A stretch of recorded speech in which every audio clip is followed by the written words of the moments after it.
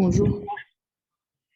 Bonjour à tous, merci d'être là pour la première conférence de UMASAS. C'est l'association des ultramarins d'Assas qu'on a fondée il y a quelques mois.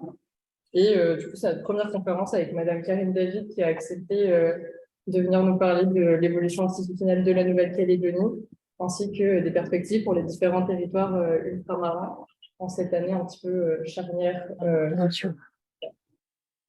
Ok, bonjour à tous. Désolée pour ce retard à l'allumage. Donc effectivement, hein, j'ai accepté donc de faire la première conférence de UMASAS, donc l'association toute jeune association des étudiants ultramarins de Assas. Donc le sujet qu'on a choisi, c'est un sujet effectivement sur lequel je travaille depuis assez longtemps. Je vous remercie d'être présent quand même de manière en présentiel, de manière si effectivement il y a aussi pas mal de gens qui ont demandé à être en ligne. Alors pour ceux qui me connaissent pas, je me présente rapidement. Donc moi j'ai fait ma carrière, l'essentiel de ma carrière d'enseignant-chercheur à l'Université de la Nouvelle-Calédonie, puisque j'ai fait d'abord ma thèse sur les lois du pays calédonienne, et puis j'ai ensuite été recrutée comme maître de conférence à l'Université de Nouvelle-Calédonie, que j'ai quitté en 2018 pour prendre un poste de professeur à l'Université des Antilles, sur le pôle Martinique, donc en faisant le choix de rester outre-mer. Mon champ de recherche, mon principal champ de recherche, c'est le droit de l'outre-mer, plus accessoirement le droit de l'environnement et des fois le droit de l'environnement outre-mer. J'ai finalement progressivement diversifié mes recherches, tout d'abord sur les lois du pays calédonienne dans le cadre de ma thèse, puis sur les institutions de la Nouvelle-Calédonie, en se concentrant très rapidement sur les questions d'avenir institutionnel et les prospectives institutionnelles. Ce qui m'a amené à commencer à travailler en droit comparé sur les régimes politiques insulaires du Pacifique et sur la Polynésie française, qui a quand même beaucoup de similarités au niveau statutaire avec la Nouvelle-Calédonie.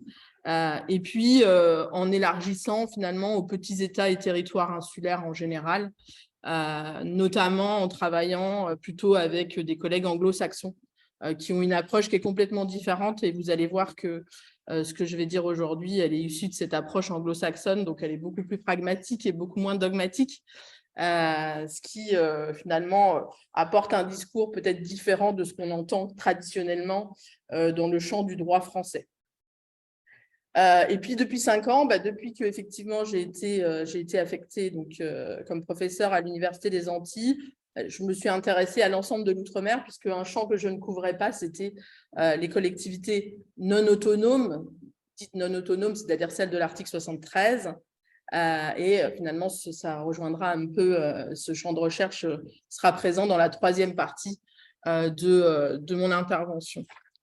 Alors, je voulais tout d'abord fixer un peu et clarifier la démarche qui est la mienne dans le cadre de cette conférence, et qui est généralement la mienne dans le cadre effectivement du travail. Et je voudrais, comme on commence traditionnellement quand on parle de la Nouvelle-Calédonie, dire que c'est avec beaucoup de respect et d'humilité que j'interviens aujourd'hui.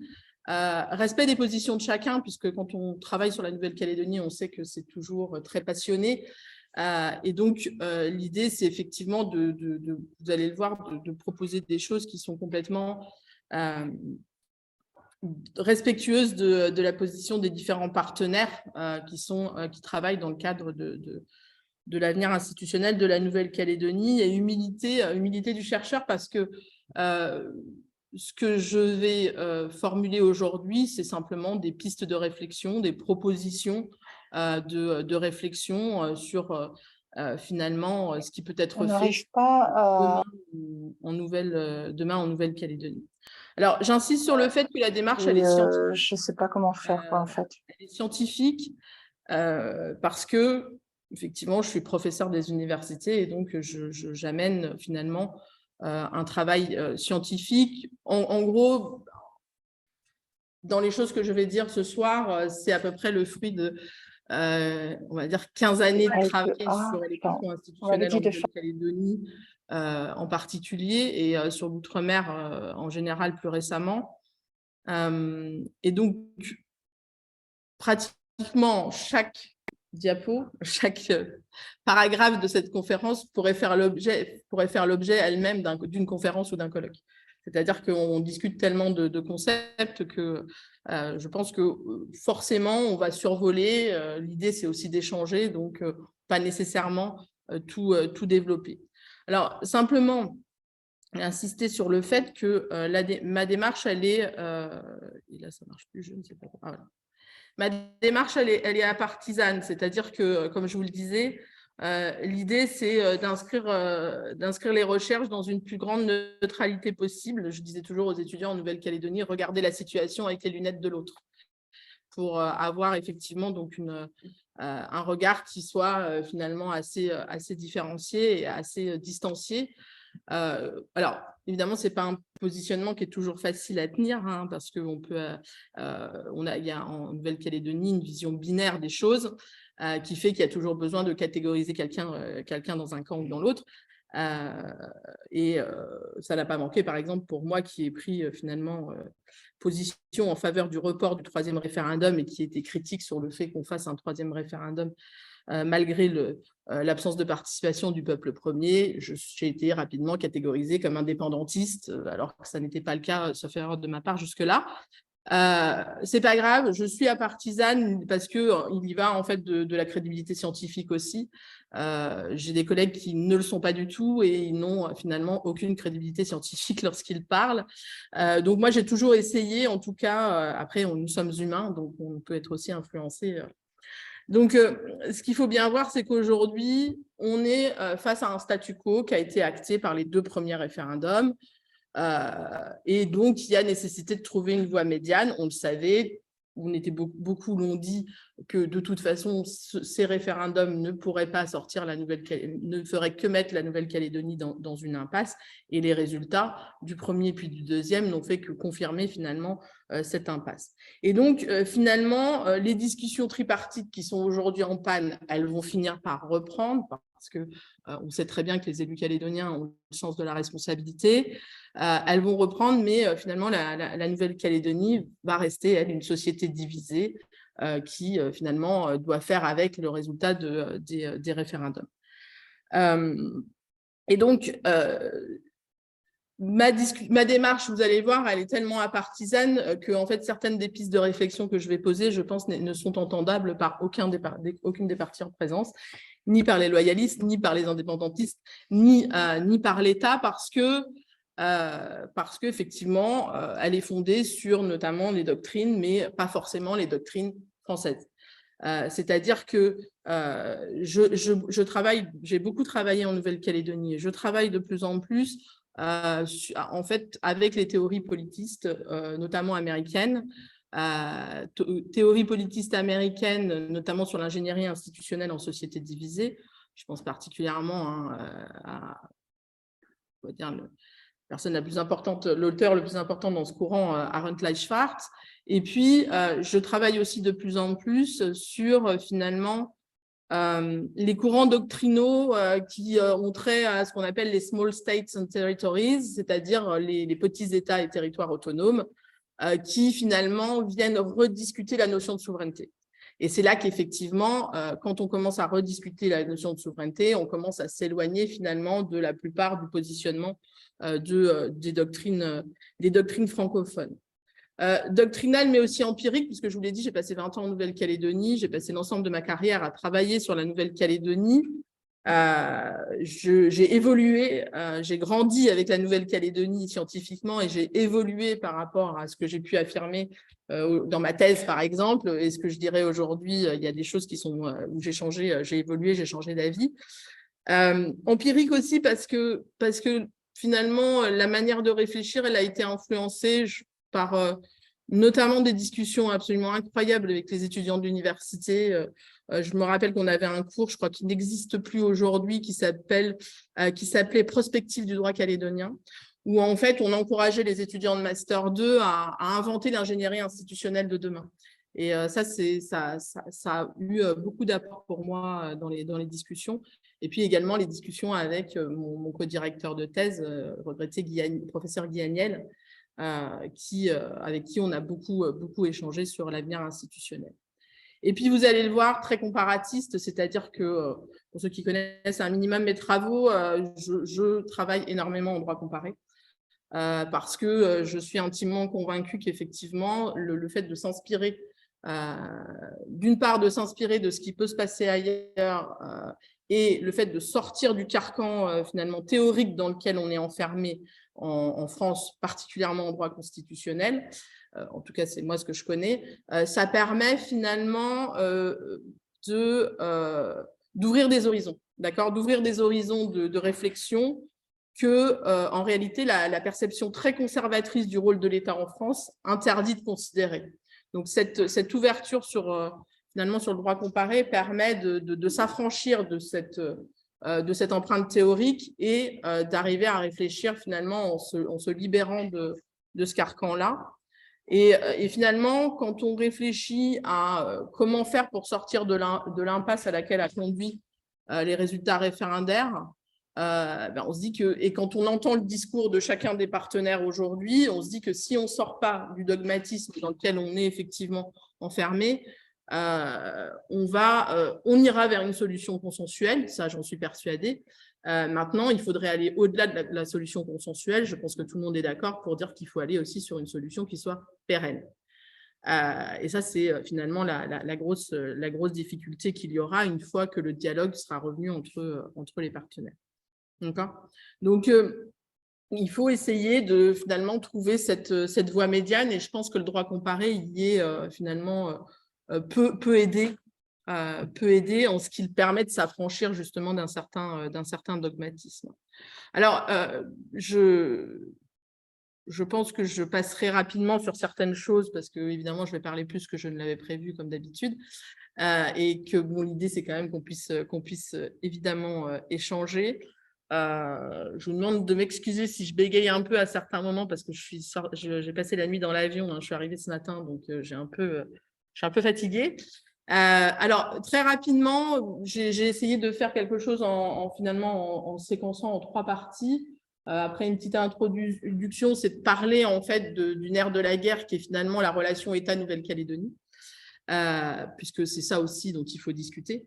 Ensuite, finalement, on parlera dans la deuxième partie plutôt de l'ingénierie institutionnelle interne, comment la Nouvelle-Calédonie peut évoluer au niveau interne, et je dirais que c'est peut-être pas ça le plus compliqué en réalité.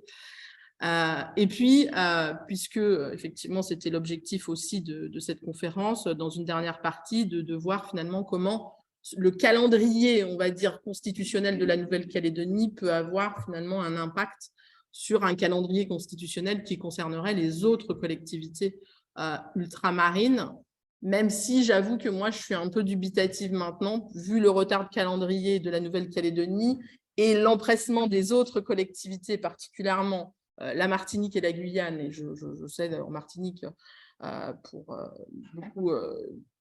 beaucoup suivre ce qui s'y passe. Je ne sais pas si finalement les calendriers vont être finalement aussi alignés que ça. On aura l'occasion d'en parler. Alors, je ne savais pas s'il fallait actuellement faire un petit historique de la Nouvelle-Calédonie. Alors, je le ferai très rapidement parce que l'objectif ici, c'est plutôt l'avenir que, effectivement, mais s'il y en a qui ne connaissent pas vraiment, il faut quand même rapidement dresser un tableau. Finalement, de 1853, qui est la date de prise de possession par la France de la Nouvelle-Calédonie, à 1946, la Nouvelle-Calédonie est une colonie, comme l'ensemble des possessions ultramarines. Colonie qui est au départ peuplée par le peuple autochtone, les Kanaks, mais qui va progressivement avoir l'immigration d'un certain nombre de populations, des colons, des bagnards, de la main-d'œuvre, effectivement, qui immigrent pour travailler et qui forment aujourd'hui ce qu'on appelle une société plurielle, voire ce qu'on appelle une société divisée. On aura l'occasion d'y revenir. La Nouvelle-Calédonie va, en 1946, être transformée en territoire d'outre-mer, qui ne va pas réellement immédiatement avoir un impact sur son statut. C'est vraiment finalement la loi cadre de fer de 1956 qui va avoir un énorme impact sur la Nouvelle-Calédonie, au même titre que sur la Polynésie française, avec transfert massif de compétences dans le cadre de cette loi cadre de fer, et donc une autonomie qui est conférée par des transferts massifs de compétences qui, pour donner une idée, qui sont des transferts de compétences que c'est ni plus ni moins ce que réclame aujourd'hui, dans un volume plus restreint, mais c'est ni plus ni moins ce que réclame aujourd'hui comme pouvoir normatif la Martinique ou la Guyane. D'accord, la Nouvelle-Calédonie et la Polynésie l'ont obtenu avec la loi cadre de fer. Donc, voilà. Après, on rentre dans une période assez, finalement, trouble, que Guy Agnel a qualifié de yo-yo institutionnel, c'est-à-dire des va-et-vient institutionnels où l'État reprend de l'autonomie, en redonne, en reprend, qui vont finalement radicaliser la revendication, qui d'autonomiste va devenir indépendantiste du côté de la population kanak. Je schématise sous le regard critique de M. Christart, qui me fait l'honneur d'être ici ce soir. Donc, ce yo-yo institutionnel, il va radicaliser la revendication, et là, on va rentrer dans une période à partir de la fin des années 60, début des années 70, qui finalement vont voir cette radicalisation, vont voir effectivement les troubles civils en Nouvelle-Calédonie, avec une date clé qui est quand même, pour ce dont on parle aujourd'hui, à mon sens, une date très importante, c'est 1983. 1983, avec la table ronde de Nainville-les-Roches, où l'État reconnaît le droit inné des Kanaks à l'autodétermination, mais, et surtout, je dirais que les représentants indépendantistes kanaks acceptent d'être rejoints dans ce droit à l'autodétermination par ceux qu'on appelle parfois les victimes de l'histoire, en réalité ceux qui ont immigré durablement en Nouvelle-Calédonie. Et donc, on est sur un schéma d'une éventuelle indépendance calédonienne et non pas une indépendance kanak. Les 20 années qui vont précéder l'accord de Matignon, donc en 1988, vont être ponctuées de périodes assez douloureuses, de troubles civils, des valses, ce qu'on appelait la valse des statuts, qui vont aboutir au drame, évidemment, lié à la prise d'otage à Ouvéa, et qui débouchera sur la fameuse poignée de main entre Jacques Lafleur et Jean-Marie Djibaou, qui vont conclure l'accord de Matignon et qui fait rentrer la Nouvelle-Calédonie, là, cette fois-ci, dans une période faite plutôt de solutions consensuelles, pour tenter de construire ce fameux destin commun, cette construction nationale, notamment dans le cadre de l'accord de Nouméa. Alors, pour schématiser très rapidement, l'accord de Nouméa, ça constitue aujourd'hui, il faut bien voir que l'accord de Nouméa, aujourd'hui, quoi que certains en disent, constitue le point de repère des discussions à venir. C'est-à-dire qu'on part de l'accord de Nouméa et on voit comment on évolue à partir du contenu de l'accord. Rapidement, comment on peut qualifier le statut de la Nouvelle-Calédonie, c'est finalement un statut de très forte autonomie, particulièrement dans le cadre constitutionnel français, puisque son assemblée est dotée d'un pouvoir législatif local, un vrai pouvoir législatif, clin d'œil à M. Rofric, sénateur de la Polynésie, puisque effectivement la Nouvelle-Calédonie est la seule collectivité à bénéficier d'un pouvoir véritablement législatif, au même titre que finalement de même valeur que celui du Parlement français. La majorité des habitants de la Nouvelle-Calédonie, je dis bien la majorité, parce qu'il y en a quand même un certain nombre qui sont exclus de plus en plus, jouissent d'une citoyenneté calédonienne avec des attributs qui sont liés et au droit de vote aux élections locales, ce qu'on appelle les élections provinciales et au Congrès, et à la préférence locale pour l'emploi. Elle jouit également, et là, ça n'a rien d'extraordinaire, enfin, ça n'est pas différent par exemple de la Polynésie, elle jouit d'une forte autonomie fiscale, et elle intervient dans des domaines de compétences importants, mais là encore, on est à peu près dans un schéma qui est très proche de celui de la Polynésie française, à quelques exceptions près. Et elle a vu notamment la reconnaissance juridique de la coutume kanak et la mise en place d'un pluralisme juridique. Mais l'accord de Nouméa, ce n'est pas que ça. L'accord de Nouméa, c'est aussi un processus d'autodétermination très original, avec finalement la consultation des populations intéressées sur l'accession éventuelle du territoire à l'indépendance, avec 3 référendums, et c'est ça qui a fait l'originalité, qui se sont déroulés en 2018, en 2020 et en 2021. Voilà les résultats. Donc, je ne polémiquerai pas sur le 3e référendum, mais finalement, on se rend bien compte, au vu des 2 premiers, qu'on est sur des résultats, effectivement, qui mettent les 2 camps sur alors pas sur un pied d'égalité, puisqu'il y en a systématiquement un qui gagne, quand il y a un choix binaire, toujours un qui gagne, mais on ne peut que constater finalement qu'on est arrivé à un statu quo qui est que un peu plus de la moitié des personnes qui se sont exprimées sont favorables au maintien dans la France et un peu moins de la moitié des personnes qui se sont exprimées sont favorables à l'indépendance de la Nouvelle-Calédonie, avec un électorat qui est très divisé sur une base ethno-culturelle, quoi qu'on en dise, même si des fois on a un peu du mal à parler d'ethnie en France. On a effectivement un électorat il y a eu des études de fait, hein, qui est fondé effectivement sur une base très ethno-culturelle. Donc, à partir de là, finalement, et on mettra de côté le troisième référendum qui ne solutionne à rien, voire même finalement à retarder le processus, et le retarde encore, puisque si aujourd'hui, effectivement, les discussions sont en panne, c'est parce que c'est les conditions de ce troisième référendum qui expliquent pour l'instant, finalement, le temps que prennent les indépendantistes pour revenir à la table des négociations. L'idée, c'est de finalement, aujourd'hui, essayer de faire, de revisiter la relation entre l'État et la Nouvelle-Calédonie et de faire le pont entre les revendications des partenaires. Le pont de Mouly, faire le pont de Mouly. J'ai été conseillée là-dessus pour mettre effectivement ce magnifique pont. Et donc là, en fait, l'idée, c'est de lancer des pistes de réflexion en essayant de faire le pont entre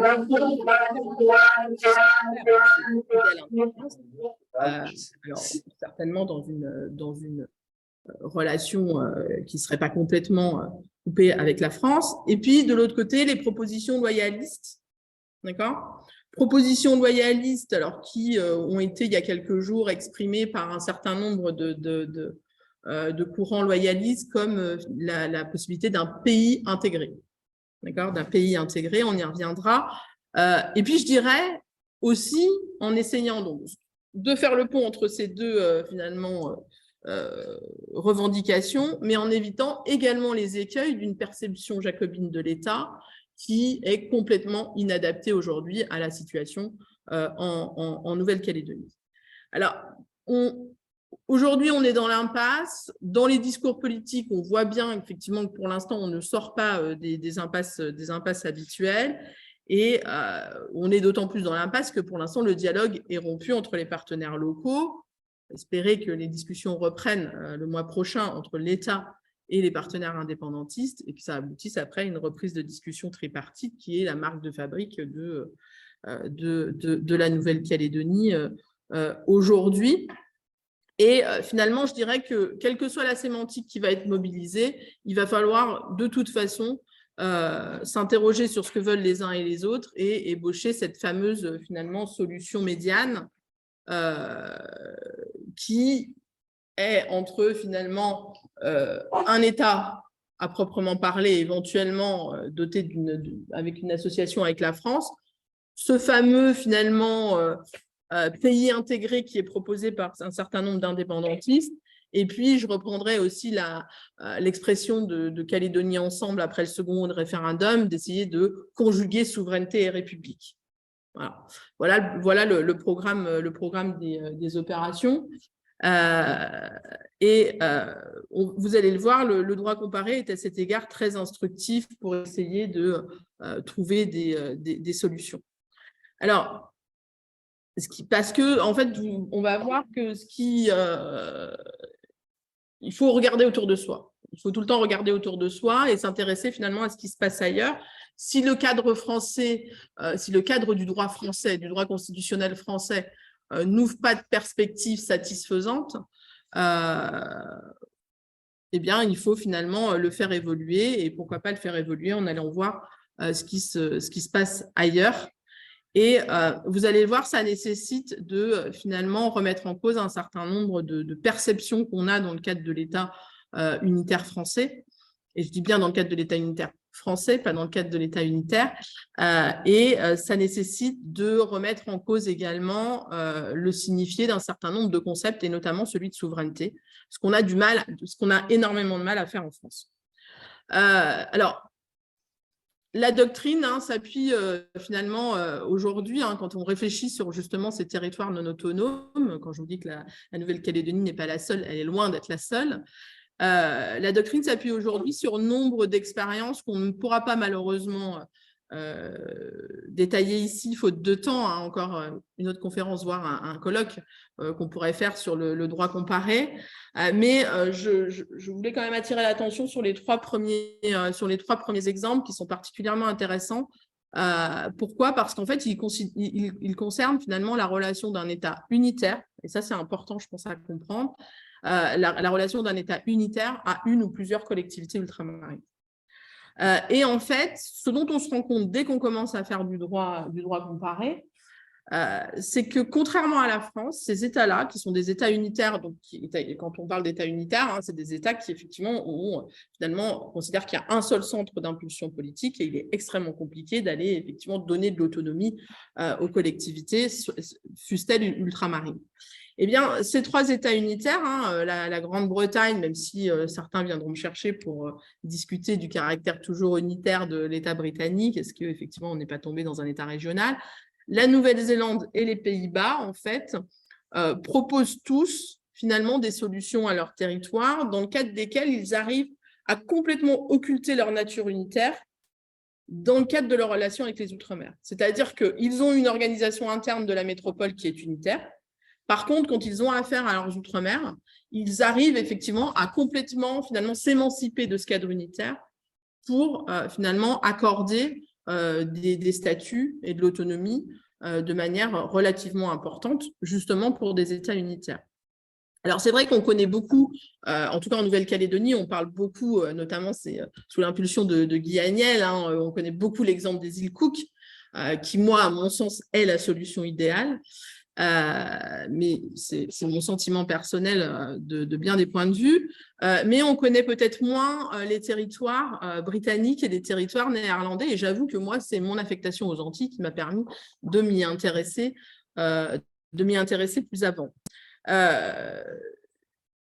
Les territoires britanniques, donc ce qu'on appelle aujourd'hui les BOTS, les British Overseas Territories, donc les territoires d'outre-mer britanniques, il y en a 14. Il y a 14 BOTS, dont 13 sont des îles. Il n'y a que Gibraltar qui n'est pas une île.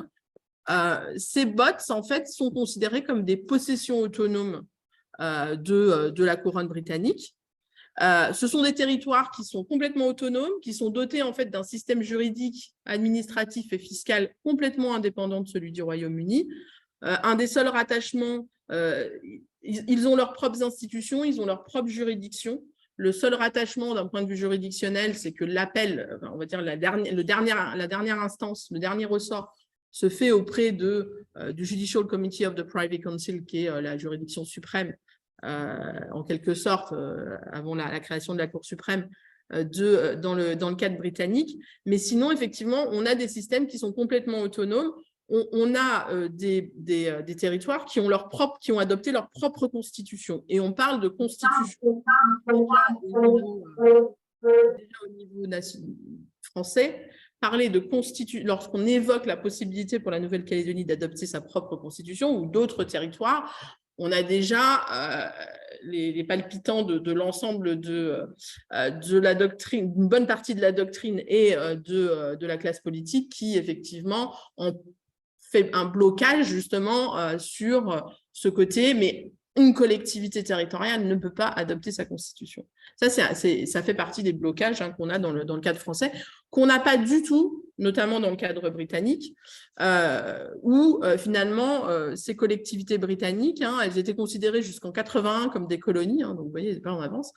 Ils ont connu une évolution, donc ils ont cessé d'être des colonies en 81, ils ont connu une nouvelle évolution en 2002, et depuis 2002, ce sont ce qu'on appelle donc des British Overseas Territories, qui a eu pour effet de enfin conférer la citoyenneté à leurs ressortissants qui n'avaient même pas la citoyenneté britannique.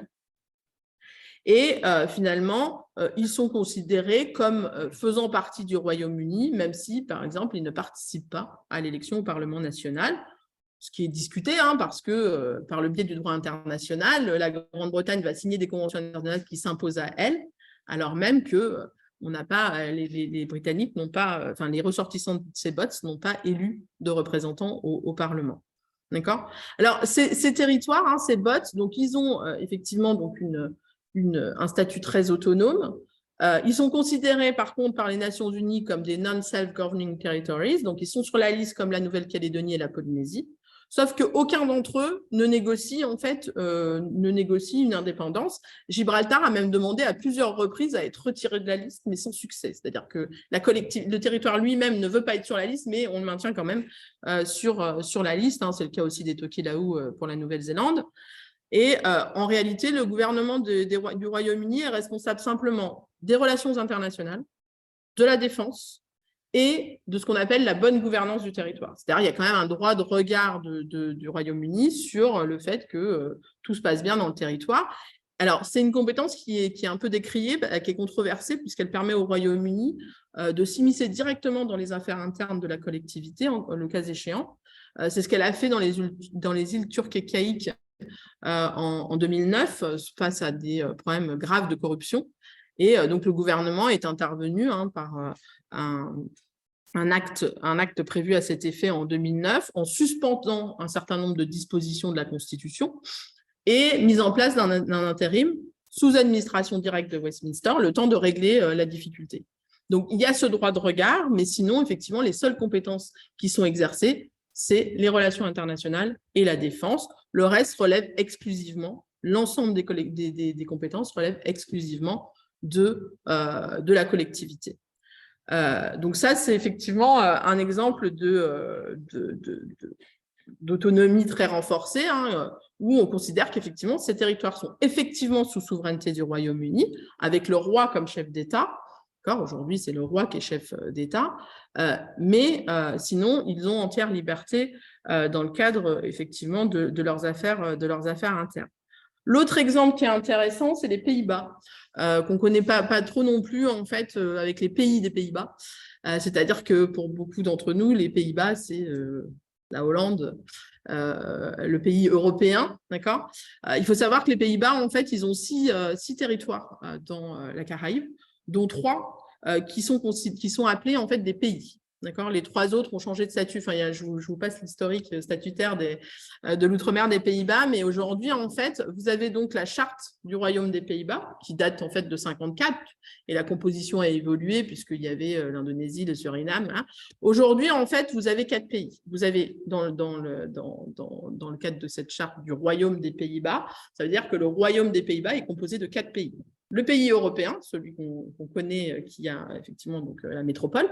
Et puis, Sint Maarten, donc, qui est la partie nord de l'île de Saint-Martin dans la Caraïbe, partagée avec la France, Aruba et Curaçao. D'accord ?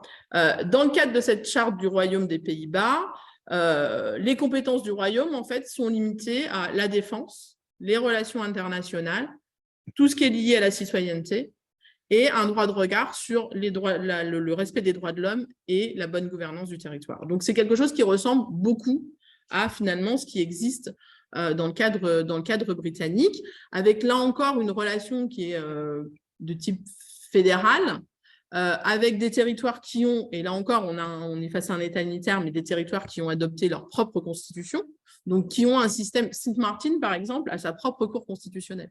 Donc, qui allait finalement presque plus loin que les autres. Alors après, discuter dans les faits ce qui se passe effectivement hein, dans ces territoires. Là, on parle des statuts. Mais donc, finalement, on a une relation qui est assez identique à celle des bots britanniques. Et puis évidemment, on peut pas envisager de discuter de droit comparé avec une relation État-collectivité ultramarine sans évoquer la Nouvelle-Zélande, parce que si on la connaît bien en Nouvelle-Calédonie, cette relation, on la connaît pas forcément très bien au niveau français. La Nouvelle-Zélande, hein, le royaume de Nouvelle-Zélande est composé de la Nouvelle-Zélande à Aotearoa, c'est l'île du Nord et l'île du Sud, hein, donc la métropole, là encore, entre guillemets, les îles Cook, l'île de Niue et les Tokelau. Dans ce cadre-là, en fait, les Tokelau ont un statut un peu moins autonome que les autres quand même. Les îles Cook et Niue sont des États à proprement parler, c'est-à-dire que leur statut, c'est un statut de states. Donc, ce sont des États, mais pas au sens dont on donne, nous, à cette notion d'État. Et donc, ce sont des États qui ont un système juridique indépendant de l'État néo-zélandais. Le système néo-zélandais repose en réalité aujourd'hui sur 3 piliers. Le premier, c'est une citoyenneté partagée, c'est-à-dire que les habitants des îles Cook et de Niue bénéficient de la citoyenneté néo-zélandaise, ont un passeport néo-zélandais, peuvent s'installer librement en Nouvelle-Zélande. Il y a d'ailleurs plus d'habitants des îles Cook et de Niue en Nouvelle-Zélande que sur les îles elles-mêmes. La diaspora est plus importante que la population sur les îles elles-mêmes. Et donc, ils peuvent s'installer librement en Nouvelle-Zélande. Par contre, l'inverse, ce n'est pas vrai. Un Néo-Zélandais ne peut pas aller s'installer librement à Cook, aux îles Cook ou à Niue. La monnaie, le deuxième pilier, c'est la monnaie commune, donc le dollar néo-zélandais. Et le troisième pilier, c'est la défense. Pendant longtemps, il y a eu les relations internationales, et c'est pour ça qu'en fait, Cook est important, Cook est intéressant. Niue aussi, mais à un degré moindre, parce que Cook s'est complètement approprié la compétence en matière internationale. C'est-à-dire qu'au départ, en fait, dans l'accord qui est complètement informel, dans l'accord effectivement qui existe entre la Nouvelle-Zélande et ses territoires, on avait les relations internationales normalement relevées de la Nouvelle-Zélande. Et puis progressivement, les territoires ont commencé à exercer des compétences en la matière. Et depuis 1974, par exemple, Cook et Niue dépendent non plus du ministère de l'Intérieur, mais du ministère des Affaires étrangères, ce qui est assez notable pour des collectivités finalement qui dépendent de l'État. Autre particularité qui montre un peu la particularité de la relation, c'est que les fonds qui sont accordés par la Nouvelle-Zélande à ces territoires passent par ce qu'on appelle l'ODA, l'Official Development Assistance, qui est en fait le fonds qui est utilisé par la Nouvelle-Zélande pour alimenter les États et territoires en développement de la zone. Ça concerne 14 territoires, dont les territoires néo-zélandais. Mais la plus grande originalité finalement de la Nouvelle-Zélande, c'est son appréhension de la compétence internationale de Cook et Niue. En 1988, le gouvernement de la Nouvelle-Zélande a déposé une déclaration aux Nations Unies en disant qu'aucun traité ratifié par la Nouvelle-Zélande ne s'appliquait plus dans les deux territoires, sauf si les deux territoires ont décidé autrement. Et ils ont déposé également, le gouvernement néo-zélandais a déposé également une autre déclaration disant que Cook et Niue peuvent signer des conventions internationales. Donc on va très loin, effectivement, beaucoup plus loin que la compétence coopération régionale qu'on peut trouver dans la plupart des collectivités ultramarines françaises, et plus loin même que, je crois que c'est la Polynésie qui a quand même la compétence la plus poussée en matière de signature de conventions. Là, on va effectivement beaucoup plus loin. Et d'ailleurs, les Nations Unies, on considère depuis le début des années 90 que finalement, l'adhésion de Cook et Niue à des organismes internationaux et la signature de conventions internationales prouvent que la communauté internationale a accepté Cook et Niue comme finalement des États au sens du droit international. D'ailleurs, les Nations Unies qualifient Cook et Niue d'États souverains non titulaires d'un siège aux Nations Unies. D'accord. Donc, par exemple, si on fait le bilan de Cook, Cook a finalement des relations bilatérales diplomatiques avec près d'une 50aine d'États aujourd'hui, est membre de 42 organisations multilatérales, notamment l'OMS, l'UNESCO, et a signé déjà plus de 200 traités multilatéraux et bilatéraux, donc finalement l'exercice d'une compétence internationale très développée. La seule limite que fixe la Nouvelle-Zélande, quand les îles Cook, le gouvernement des îles Cook a évoqué à plusieurs reprises ces 15 dernières années la possibilité d'un siège aux Nations Unies, le gouvernement néo-zélandais a répondu que ça remettrait en cause la nature de la relation avec la Nouvelle-Zélande et notamment que les droits liés à la citoyenneté seraient perdus. Du coup, en 2019, le gouvernement des îles Cook a dit qu'ils n'avaient pas abandonné cette aspiration d'un siège aux Nations Unies, mais qui a été juste mise de côté pour le moment. Donc, ça reviendra peut-être sur la table, mais c'est pas certain. Ce qui est certain, c'est qu'en fait, tous ces territoires, et particulièrement évidemment les îles Cook et Niue, finalement questionnent aujourd'hui la notion de souveraineté étatique, c'est-à-dire qu'est-ce que c'est qu'être un État? Est-ce qu'on peut être souverain sans être un État? On voit bien qu'en fonction des sources qu'on utilise pour Cook, particulièrement, vous allez avoir en fait des auteurs qui analysent Cook comme ayant en pratique le fonctionnement d'un État souverain.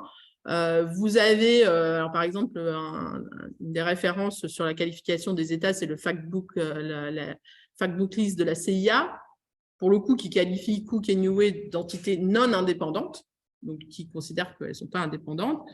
Par contre, le gouvernement de Cook, comme le gouvernement de Niue, moi j'étais à un colloque à Niue, le Premier ministre affiche clairement que Niue est un gouvernement, le gouvernement Niue est souverain et décide lui-même. Donc, ces exemples de droit comparé, alors je n'insiste pas plus, j'ai déjà trop passé de temps dessus, incite finalement à réfléchir, et notamment quand on commence à regarder la doctrine, principalement, j'avoue, la doctrine étrangère, vous avez énormément de discussions sur la notion aujourd'hui, sur ce que recouvre la notion de souveraineté. Et là, on a très clairement un décalage énorme entre la doctrine juridique française et, en tout cas, la plus grosse part de la doctrine juridique française, et puis, finalement, la doctrine étrangère, alors qui est d'une part due, à mon avis, aussi au fait que la doctrine anglo-saxonne, d'une part, est beaucoup moins dogmatique et elle n'est pas nécessairement produite par des juristes, on va dire, 100% pur. Voilà. Vous avez beaucoup d'auteurs qui sont plutôt issus de la science politique ou qui sont issus de ce qu'on appelle chez les anglo-saxons le development studies, qui est un espèce de mélange de compétences économiques, politistes, juridiques, sociologiques, qui fait que l'appréhension n'est pas du tout la même, le cadre de pensée n'est pas du tout le même. Mais aujourd'hui, vous avez effectivement donc, qui émergent des notions liées à, alors je fais référence à la souveraineté ilienne avec un clin d'œil à ma collègue Séverine Blaise en Nouvelle-Calédonie, puisque c'est elle qui, avec un collègue néo-zélandais, Gérard Prinsen, en 2017, écrit un article qui a beaucoup de retentissement sur la souveraineté ilienne, pour essayer de caractériser finalement comment se comportent les îles et finalement le constat que la plupart des îles aujourd'hui, des territoires insulaires autonomes mais non indépendants, plutôt que de finalement vote non au référendum sur l'autodétermination et sur le fait de devenir indépendant, et préfèrent en fait négocier des accords avec la puissance administrante, avec l'état de rattachement, qui finalement leur sont plus bénéfiques. À chaque fois que je dis ça, je pense à Dominique Turpin qui un jour, en parlant de ce type de relation, disait que les territoires voulaient le beurre, l'argent du beurre et le sourire de la crémière. C'est un peu ça en fait qui négocie dans le cadre de ces territoires. Et pour autant, en réalité, l'analyse, c'est est-ce que ces territoires-là sont souverains ? Et aujourd'hui, on a énormément finalement de propositions dans la doctrine de revisiter la notion de souveraineté. La plupart des auteurs, notamment principalement anglo-saxons, qui travaillent sur les petits États et territoires insulaires, alors quand on dit petits territoires insulaires, c'est autonome, on ne travaille pas sur les collectivités non autonomes, sont tous d'accord pour dire qu'aujourd'hui, la souveraineté bodinienne d'il y a 4 siècles ne peut plus fonctionner, effectivement, au vu du comportement de ces acteurs, notamment sur la scène internationale, de ces acteurs non étatiques sur la scène internationale. Le mouvement de paradiplomatie qu'on voit effectivement sur la scène internationale oblige à re-questionner la perception de la souveraineté telle qu'on l'a, et qui finalement donne lieu à différentes définitions. Alors évidemment, on ne pourra pas toutes les détailler ici, mais la souveraineté westphalienne, la souveraineté ilienne, la souveraineté internationale légale, la souveraineté interdépendante, la souveraineté domestique.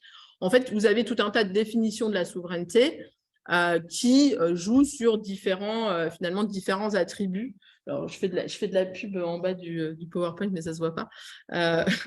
On a sorti un article avec Séverine Blaise, justement, et Gérard Prinsen, qui vient de sortir au journal de la Société des Océanistes, qui est en ligne en open access. La discussion de finalement l'application de tous ces concepts à la Nouvelle-Calédonie pour voir si ça fonctionne et si ça ne fonctionne pas, et si on peut considérer la Nouvelle-Calédonie comme souveraine quand on applique ces définitions-là. Alors, il y en a certaines qui fonctionnent, d'autres qui ne fonctionnent pas. Si ça vous intéresse, c'est sur Open Edition, dans le dernier numéro du JSO. Ce qu'on constate aujourd'hui, c'est que finalement, vous avez un certain nombre de collectivités qui se disent souveraines et qui, au vu de certaines définitions qui sont données par la doctrine aujourd'hui, ont un pouvoir d'autodétermination permanent, c'est-à-dire qu'elles peuvent s'émanciper quand elles le décident. Elles ont une autonomie interne quasi complète, voire complète pour certaines, et elles ont également une capacité d'action développée sur la scène internationale. Et la question aujourd'hui, c'est finalement de s'interroger sur le fait que, en tout cas moi, appliquée à la Nouvelle-Calédonie, la question que je me pose, c'est finalement si aujourd'hui, en restant dans le dogmatisme de la notion de souveraineté, du concept de souveraineté tel qu'on l'entend classiquement en France, est-ce qu'on n'est pas en train de finalement confondre la fin et les moyens? Je m'explique, s'il est possible aujourd'hui finalement de faire ce qu'on voulait à l'époque, il y a 20, 30, 40 ans, c'est-à-dire être indépendant, y compris sur la scène internationale, décider de soi-même de son propre développement et de sa propre trajectoire. Si on peut le faire aujourd'hui sans passer par les moyens qui étaient alors finalement l'indépendance avec le fameux siège aux Nations Unies, eh bien finalement, pourquoi focaliser sur le moyen au détriment de la fin? C'est-à-dire si je peux obtenir quelque chose qui me permet de m'affirmer comme souverain, qui a finalement, il y en a plein qui n'auront pas les repères, mais il y en a qui les auront, une souveraineté Canada Dry, c'est-à-dire de dire effectivement, si aujourd'hui je peux m'affirmer comme souverain dans les choix que je peux faire, aussi bien sur la scène internationale qu'au niveau interne, finalement, est-ce que le dogmatisme du siège aux Nations Unies, il doit être maintenu alors qu'on peut finalement explorer des perspectives qui sont ouvertes par les concepts de souveraineté ilienne et les autres formes de souveraineté, finalement, quelle que soit la terminologie utilisée. Très rapidement, si j'en prends une, par exemple, c'est la souveraineté internationale légale. La souveraineté internationale légale, finalement, c'est est-ce que je suis considérée comme un État sur la scène internationale? Dans le cadre de cette souveraineté internationale légale, il y a deux modèles dominants de reconnaissance finalement de la souveraineté sur la scène internationale. C'est le modèle déclaratif ou la théorie constitutive. Le modèle déclaratif, c'est de dire je suis un État parce que je me déclare comme tel, mais je peux me déclarer comme tel évidemment parce que je remplis un certain nombre de critères. C'est pas j'ai décidé aujourd'hui que j'étais un État. Voilà. Et finalement, la grille de lecture, c'est la convention de Montevideo de 1933 sur les droits et devoirs des États, qui fournit un peu une grille de lecture, et qui dit que l'État doit posséder une population permanente, un territoire défini, un gouvernement indépendant qui a la maîtrise sur ses affaires internes et qui a une capacité à entrer en relation avec les autres États. À partir de ce moment-là, en application de la convention de Montevideo, on peut considérer effectivement qu'on est face à une entité souveraine. Et d'ailleurs, dans le cadre de cette finalement conception déclarative, l'article 3 de la Convention de Montevideo stipule que l'existence politique de l'État est indépendante de sa reconnaissance par d'autres États. Donc on peut finalement être un État, y compris si on n'est pas reconnu par un autre État. Alors que selon la théorie constitutive, c'est l'inverse, il faut qu'on soit reconnu par les autres pour considérer qu'on est effectivement un État. Et donc, pour certains auteurs, on considère que si on applique effectivement ça, notamment aux îles Cook aujourd'hui, on peut effectivement considérer que ce sont des États souverains qui n'ont pas de siège aux Nations Unies, quand bien même certains auteurs vont vous objecter que oui, mais par exemple, les Cook et Niue vont rétrocéder quelques compétences à la Nouvelle-Zélande, notamment la défense est exercée par la Nouvelle-Zélande et pas par les Cook et Niue. Je vous dirais qu'on a des exemples dans le monde d'États dont on ne discute pas la souveraineté, qui finalement font assurer leur défense, soit dans le cadre de consortiums régionaux, soit effectivement par d'autres États. On objecte aussi, par exemple, que Cook, ou ça peut être aussi le cas de la Nouvelle-Calédonie aujourd'hui, est hébergé dans les ambassades à l'étranger. Oui, très bien. C'est également, il y a beaucoup d'États qui, dans un certain nombre de représentations, en fait, se regroupent au sein d'ambassades communes. Par exemple, la Suisse a été mandatée par le Liechtenstein pour le représenter lors de négociations de certains traités. Personne ne discute de la souveraineté du Liechtenstein. Donc, en fait, si on essaye de chercher effectivement des exemples, on cite aussi souvent, par exemple, l'Inde, qui a délégué à une structure privée la délivrance des passeports. qui est quand même par essence une compétence qui est liée à l'État. Donc, on peut trouver comme ça plein, effectivement, d'exemples d'aménagement, finalement, de ce qu'on considère comme étant des éléments intangibles de souveraineté qui, en réalité, ne remettent pas en cause, lorsqu'ils sont exercés par des États, utilisés par des États, ne remettent pas en cause leur caractère souverain. Voilà, donc je n'insisterai pas plus parce que, comme je vous dis, là, on pourrait faire le tour des différentes définitions, mais on voit effectivement que on peut facilement rentrer dans ce type de définition et finalement arriver à un résultat qui soit finalement une autodétermination sur le plan interne, voire sur le plan international. En tout cas, ça existe dans d'autres États. Alors, envisager finalement les formes possibles d'expression de cette souveraineté calédonienne entendue comme je viens de l'exprimer. Alors, il y a la question du calendrier, qui est là, pour le coup, on passera rapidement parce qu'en fait, pour vous dire, on n'a que des points d'interrogation.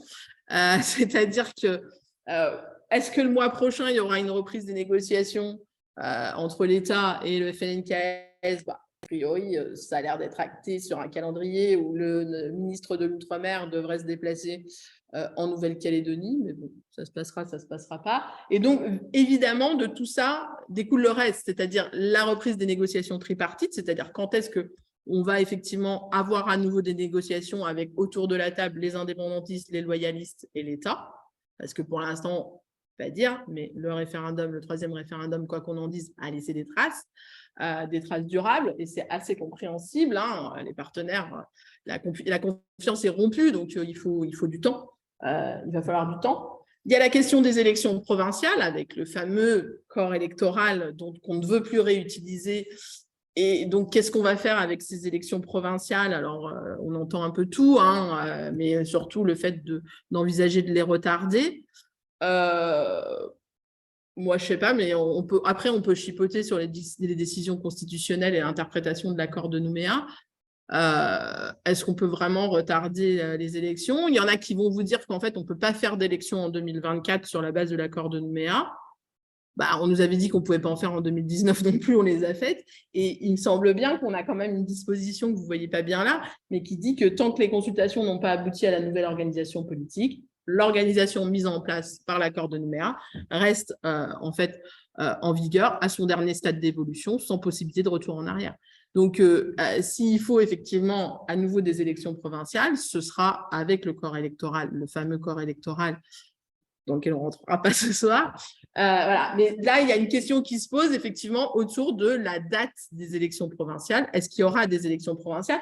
Au début, effectivement, on nous avait annoncé un accord, tout était plié, un accord de projet en 2023, et donc évidemment, il n'y aurait pas d'élections provinciales en 2024. C'était un peu naïf quand même de penser que tout allait se passer aussi bien que ça après ce qui s'était passé pour le troisième référendum. Donc du coup, effectivement, on n'a pas de visibilité sur cette question des élections provinciales, et on a encore moins de visibilité sur la conclusion d'un statut, d'un accord en réalité qui ferait statut de la Nouvelle-Calédonie et finalement qui générerait l'organisation d'un référendum, puisqu'on n'envisage plus aujourd'hui qu'un nouveau statut soit mis en place, ni pour la Nouvelle-Calédonie, ni pour une autre collectivité. Je pense que ça, c'est assez acté, on dira tout à l'heure, pour prendre l'opinion des populations concernées. Alors après, sur finalement comment mettre en œuvre le nouveau statut de la Nouvelle-Calédonie, je dirais que ça dépendra aussi de son contenu. Et ça, c'est la magie des discussions tripartites entre les partenaires. Ils savent faire preuve de beaucoup d'originalité. Finalement, il y a trois solutions. Hein. Je dirais qu'il y a la solution dans la Constitution, hors de la Constitution et sans la Constitution.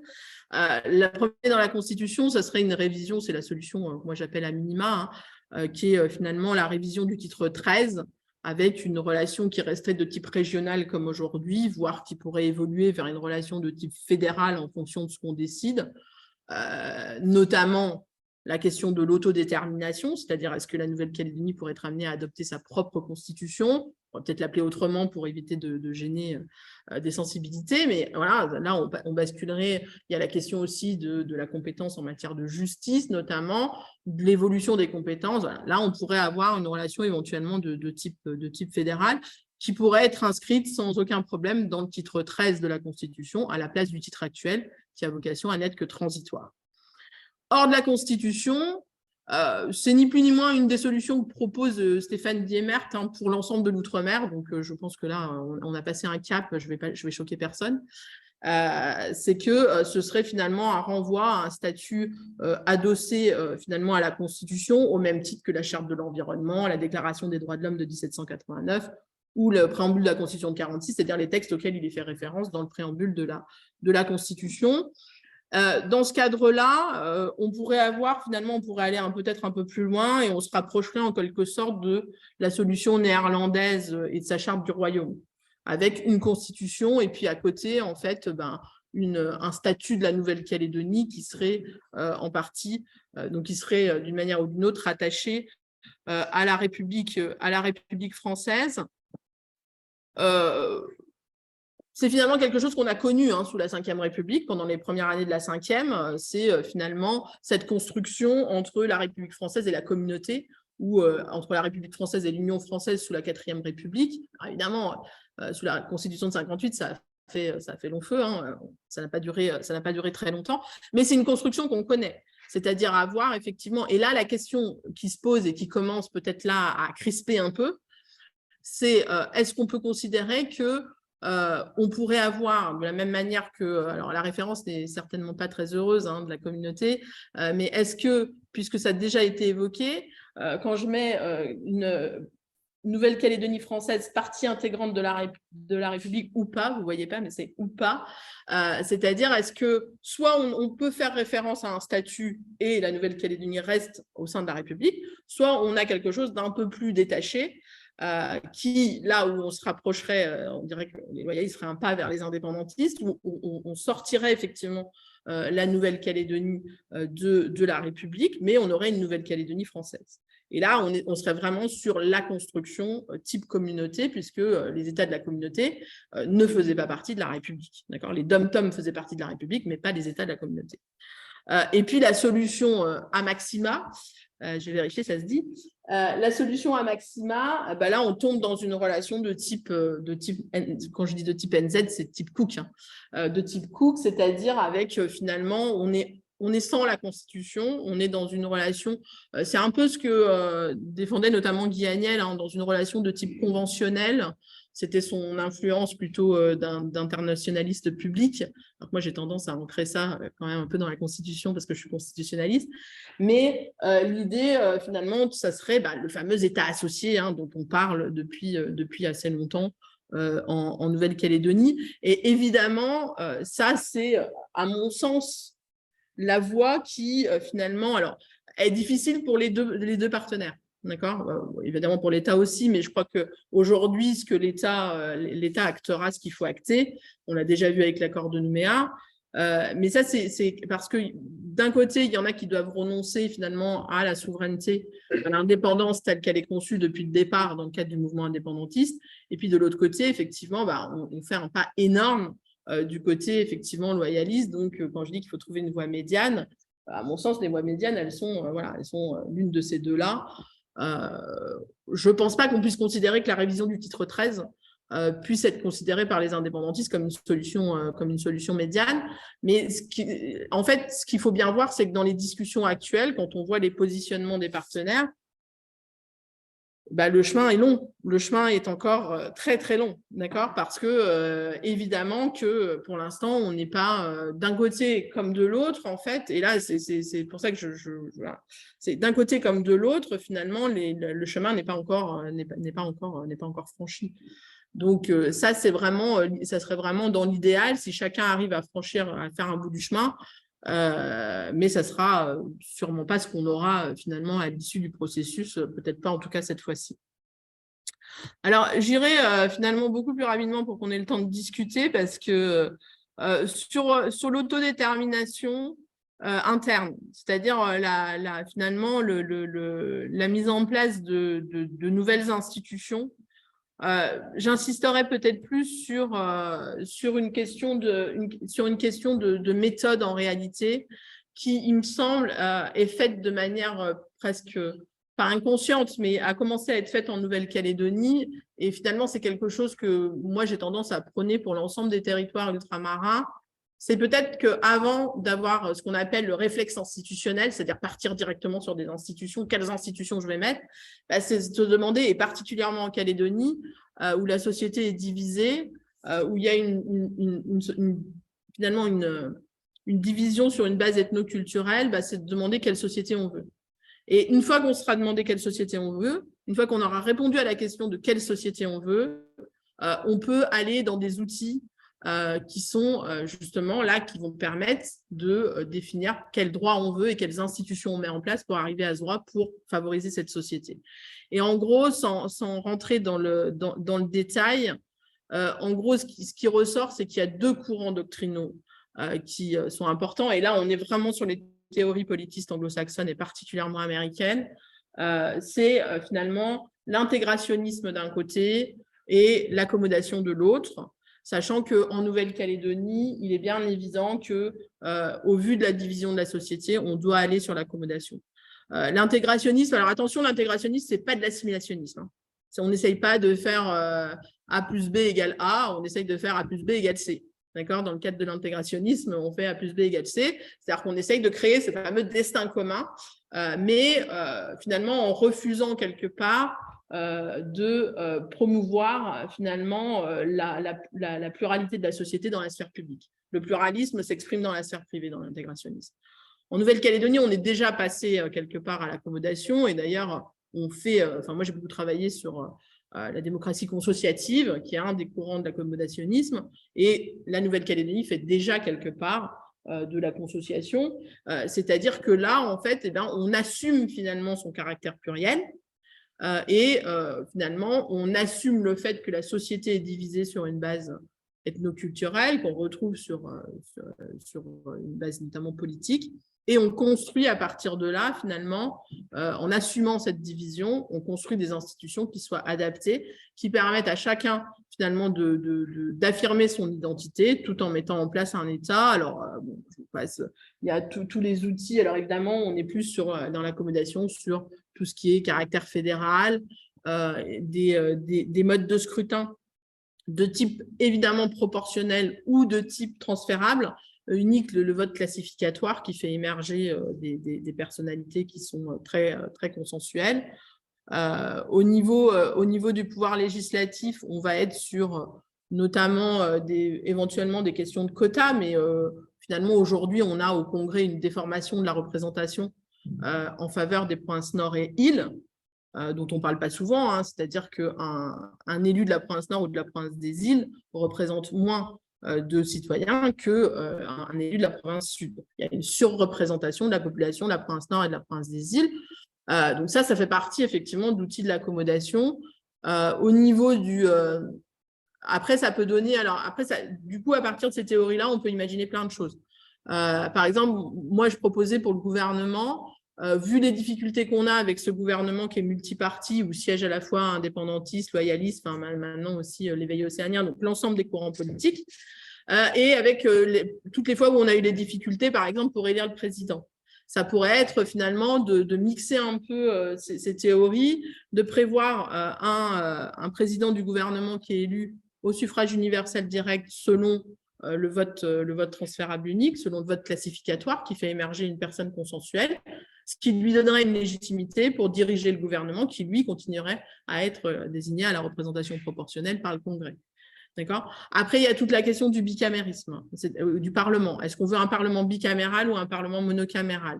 Les théories accommodationnistes, les théories de l'accommodation, elles vous disent très clairement, dans une société plurielle, dans une société divisée, il faut un Parlement bicaméral et un bicamérisme qualifié de fort. Un bicamérisme fort, c'est quoi? C'est deux assemblées qui vont être désignées selon des modalités totalement différentes, mais qui ont une légitimité équivalente. Et là, je peux même m'appuyer, je suis contente, sur Léon Duguy, Donc, j'étais contente parce que j'ai enfin trouvé quelque chose de franco-français où, effectivement, il explique bien de dire qu'en fait, il faut, pour bien représenter, pour avoir un vrai Parlement bien démocratique, eh bien, il faut en fait 2 chambres. Et il dit, quand la composition respective des 2 chambres, le meilleur système apparaît si l'on comprend qu'une société, une nation, se compose non seulement d'individus, mais encore de groupes d'individus qui constituent autant d'éléments sociaux distincts des individus. Et il explique en fait comment effectivement composer un parlement bicaméral qui soit le plus démocratique possible et le mieux représentatif de la diversité de la société. C'est pas du tout taillé pour la Nouvelle-Calédonie, mais pour une fois que ça fit, je me suis dit je prends. Comme ça fait un peu de doctrine française et pas des moindres, donc c'est très bien. Donc voilà, donc en fait, je ne peux pas détailler là, hein, mais en fait, en préparant cette cour, je me suis dit que je vais écrire un livre. Donc du coup, on a plein de variantes, on peut imaginer plein de choses et on sait très bien que les partenaires, ils sont capables d'imaginer finalement plein de choses parce qu'ils font déjà de la consociation sans le savoir, hein, comme monsieur Jourdain. Après, il y a évidemment, alors ça, pour moi, c'est un non-débat, hein, la question de la division verticale du pouvoir et de mettre fin à la provincialisation. Alors là, franchement, je crois qu'on toucherait à un fondement de l'équilibre trouvé en Nouvelle-Calédonie. Alors, on peut toujours essayer de discuter du redécoupage ou d'un découpage différent des compétences des provinces, mais je crois que finalement, la structure interne qui est de nature fédérale, hein, quand on parle de la structure interne de la Nouvelle-Calédonie, je ne pense pas qu'il faille effectivement qu'il faille y toucher. Ça me paraît quand même quelque chose d'essentiel dans l'équilibre qui a été trouvé en Nouvelle-Calédonie. Voilà, donc on pourrait disserter longtemps, mais ce dont je voulais parler pour terminer très rapidement, malheureusement, mais je pense que vous aurez d'autres personnes qui viendront peut-être parler aussi de ça. C'est finalement, ça peut paraître incongru ou un peu bizarre de parler aussi des autres collectivités, alors que finalement, l'évolution de la Nouvelle-Calédonie lui est très propre et selon une trajectoire qui est complètement différente des autres collectivités. Mais c'est le calendrier, en fait. Le calendrier fait qu'aujourd'hui, effectivement, on parle d'une révision constitutionnelle pour l'ensemble de l'outre-mer. Pour l'ensemble de l'outre-mer, et je dirais particulièrement pour les collectivités de l'article 73, parce que c'est certainement celles qui sont le plus en demande. Et l'idée aujourd'hui, c'est finalement, alors une idée qui était de dire aujourd'hui, on arrête la question de l'article 73-74. Alors quand on disait ça, il y a encore une dizaine d'années, je crois que tout le monde nous regardait en disant, ben non, article 73-74. Aujourd'hui, je crois que c'est relativement acquis que finalement cette distinction entre les collectivités 73 d'un côté qui sont très peu autonomes, pour ne pas dire pas autonomes du tout, finalement, puisqu'elles ont un statut qui est finalement très proche en termes de pouvoir d'autonomie des collectivités métropolitaines, et les collectivités de l'article 74, où là encore, vous avez une gradation, hein, si on parle de Saint-Pierre-et-Miquelon ou de la Polynésie, on ne parle pas du tout de la même chose. Et donc, on a finalement plus aucune collectivité qui a le même statut. Elles ont toutes quelque chose de spécifique les unes par rapport aux autres, alors plus ou moins, évidemment, voilà. Mais il n'y en a plus une, en fait, qui a le même statut. Donc, on est dans une espèce d'anarchie statutaire et je vous dirais qu'on est même plutôt dans une anarchie normative.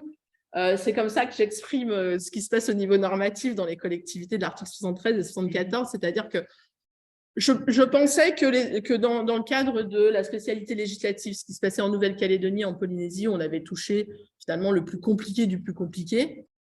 Et puis finalement, quand on travaille sur les collectivités de l'article 73, on se dit que l'identité législative, ce n'est pas beaucoup mieux. Et alors le pompon, c'est en fait le pouvoir normatif des collectivités de l'article 74, où si on y ajoute en plus la Nouvelle-Calédonie, on n'y comprend plus rien, puisque si vous regardez, en fait, la Nouvelle-Calédonie a un pouvoir législatif qui s'appelle loi du pays. La Polynésie a un pouvoir qui s'appelle des actes dénommés loi du pays, mais qui sont en réalité des actes réglementaires. Donc, pour 2 actes qui ont à peu près le même nom, il y en a un qui est législatif, l'autre réglementaire. Saint-Martin et Saint-Barth ont en fait un pouvoir normatif sur sa forme qui est très proche de celui de la Polynésie française, mais Ça ne s'appelle pas des actes dénommés loi du pays.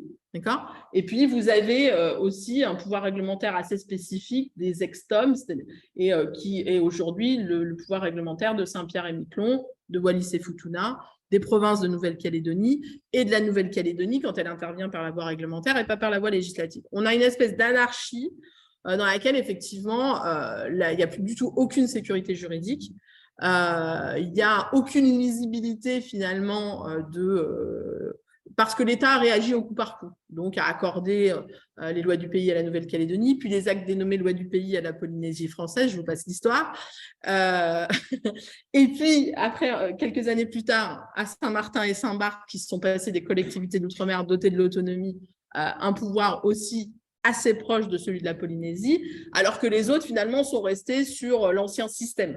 D'accord ? Et donc, on a cette espèce de cacophonie où on n'y comprend pas grand-chose et avec aussi le bazar du côté de l'article 73 avec les expérimentations, les adaptations, les habilitations ou pas. Plein de fois, on ne leur répond pas, donc elles n'en ont pas. Et puis, un pouvoir réglementaire de gestion. Le tout étant extrêmement difficile à situer dans la hiérarchie des normes si on raisonne par rapport à une hiérarchie des normes nationales telle qu'on l'enseigne aux étudiants en première année en droit constitutionnel.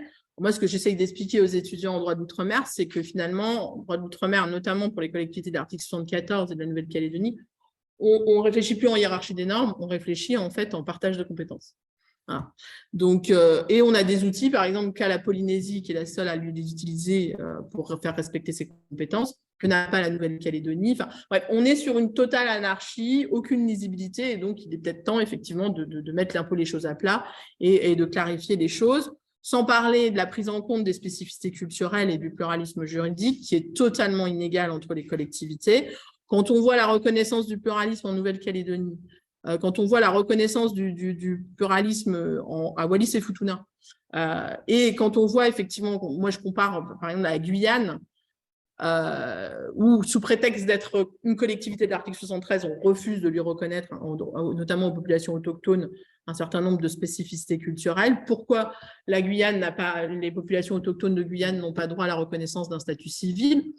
Et alors, je ne parlerai pas du retour en arrière de Mayotte, s'agissant de la reconnaissance des spécificités culturelles, puisque Mayotte était un TOM, article 74, avait un nombre important de spécificités culturelles qui lui étaient reconnues, et a décidé finalement de devenir une collectivité de l'article 73. Et finalement, en échange, moi j'étais à Mayotte au mois de décembre, en gros, en échange soi-disant d'accéder à des minima sociaux, on a gommé finalement toute la reconnaissance des spécificités culturelles des Mahorais, sauf qu'on a gommé les spécificités, mais on n'a pas aligné les minima sociaux, donc ils ont quand même un peu l'impression d'un marché de dupes. Mais en fait, ce qui est choquant pour moi, parce que, évidemment, venant de Nouvelle-Calédonie, où le pluralisme juridique est complètement reconnu, ce qui est choquant, en fait, c'est de voir qu'en fonction de la catégorie à laquelle appartient la collectivité, l'État va dire, ah bah oui, on vous reconnaît vos spécificités culturelles ou on ne les reconnaît pas. Et là, en fait, l'idée aussi d'un article unique, ça serait que finalement, plus de catégories veut dire finalement des statuts qui seraient des statuts à la carte, où on pourrait, c'est quand même, enfin, j'invente rien, hein, Jacques Chirac, discours de Madiana en 2000 en Martinique, statut à la carte. Il le disait déjà, d'accord ? 23 ans plus tard, on est toujours à discuter de ça, alors même si ça commence à rentrer aujourd'hui dans les mœurs. Et l'idée, et ça me paraît essentiel à comprendre, et j'en finirai par là, parce que quand on discute avec les élus locaux, et les élus particulièrement des collectivités de l'article 73, parce qu'à mon sens, les collectivités de l'article 74, à part peut-être la Polynésie française qui allait très loin dans l'utilisation de l'article 74, mais qui à la limite au début n'était même pas appelée à être dans l'article 74, hein, suite à l'accord de Nouméa et à la presque révision qu'il y avait eu en 2000. Mais les collectivités, donc comme Saint-Martin, Saint-Barthélemy, évidemment Wallis-et-Futuna et Saint-Pierre-et-Miquelon, ont encore une grosse marge de manœuvre dans l'exploitation de ce qui est permis par l'article 74. Les collectivités de l'article 73, pas toutes, hein, puisque la Réunion, ils ont dit clairement, voilà, il y a une volonté qui n'est pas nécessairement la même, hein, une volonté d'émancipation qui n'est pas du tout la même. Mayotte, c'est encore un cas aussi à part. En Guadeloupe, c'est peut-être plus discuté. En Martinique et en Guyane aujourd'hui, il y a quand même beaucoup de discussions effectivement sur la nécessité finalement d'avoir les outils de son propre développement, de faire en fait les choix de sa propre trajectoire. Alors, on parle beaucoup, on essaie de travailler aujourd'hui sur notamment les capacités des collectivités, mais que finalement, donner aux collectivités les outils de choisir leur propre développement.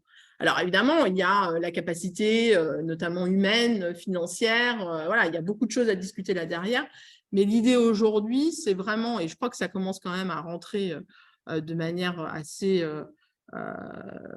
assez générale dans l'idée qu'on pourrait effectivement aller vers des statuts à la carte. Reste à voir comment. Alors, il y a effectivement un consensus sur le fait qu'il faudrait que ça passe par des lois organiques pour assurer une certaine sécurité juridique des statuts, alors qu'aujourd'hui, les collectivités de l'article 73 ont un statut qui relève de la loi ordinaire. Il y a un consensus sur le fait qu'il faut le consentement des populations concernées sur les évolutions statutaires.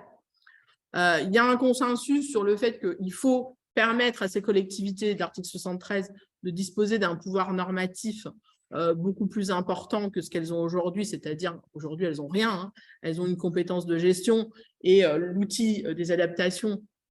Je pense que tout le monde a acté, en tout cas beaucoup ont acté que c'était des outils qui devaient être mis de côté, même à la poubelle, parce que c'est des outils qui sont trop lourds et qui sont inadaptés finalement à ce dont ont besoin les collectivités de l'article 73. Et donc l'idée, c'est effectivement de discuter sur un cadre constitutionnel. Alors, il y a une proposition très détaillée de Stéphane Diemert qu'on trouve si ça vous intéresse, qu'on trouve dans le rapport Magras, donc le rapport du sénateur Magras de 2020, me semble-t-il, ou de 2021, je sais, non, je crois que c'est 2021.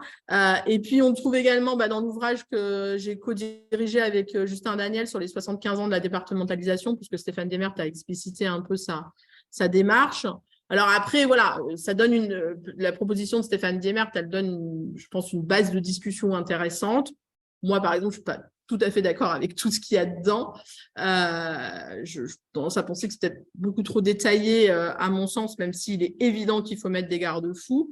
Et puis, il y a des choses qui sont complètement à revoir, à rediscuter. C'est moi ce que j'appelle la fabrique du droit par l'État, la fabrique du droit outre-mer par l'État, où là, on est aujourd'hui, la symbolique du ministère de l'Outre-mer rattaché, qui n'est plus qu'une direction générale depuis un certain temps, mais qui est désormais rattachée au ministre de l'Intérieur, qu'on a pu finalement un ministre de plein exercice Outre-mer, montre bien effectivement la problématique de la prise en compte de l'Outre-mer par l'État dans l'élaboration de la norme étatique. C'est-à-dire lorsque l'État fabrique son droit, comment il prend en compte les problématiques, les spécificités des collectivités ultramarines. Moi, j'aime beaucoup ce qu'avait dit M. Gibbs, qui était à l'époque président du conseil exécutif de Saint-Martin lors d'un conseil en 2018, lors d'une réunion des collectivités à statut spécial.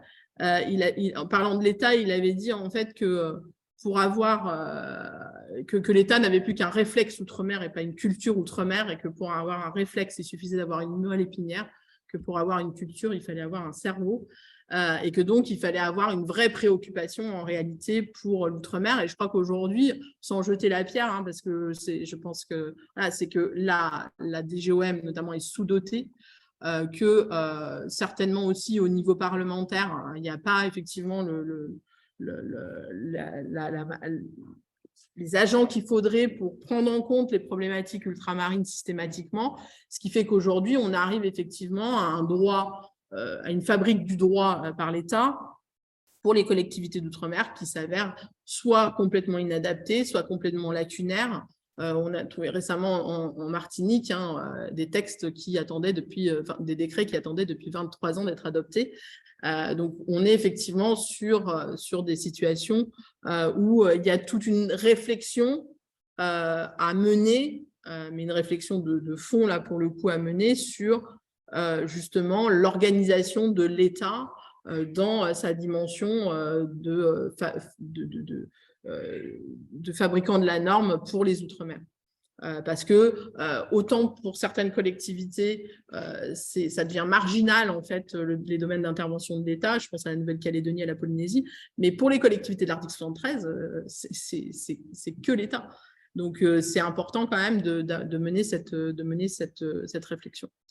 Voilà, globalement, j'ai trop parlé comme d'habitude, mais j'espère que ça suscitera un certain nombre de questions et que ça aurait éveillé un peu votre intérêt et votre curiosité. Je vous remercie de votre attention.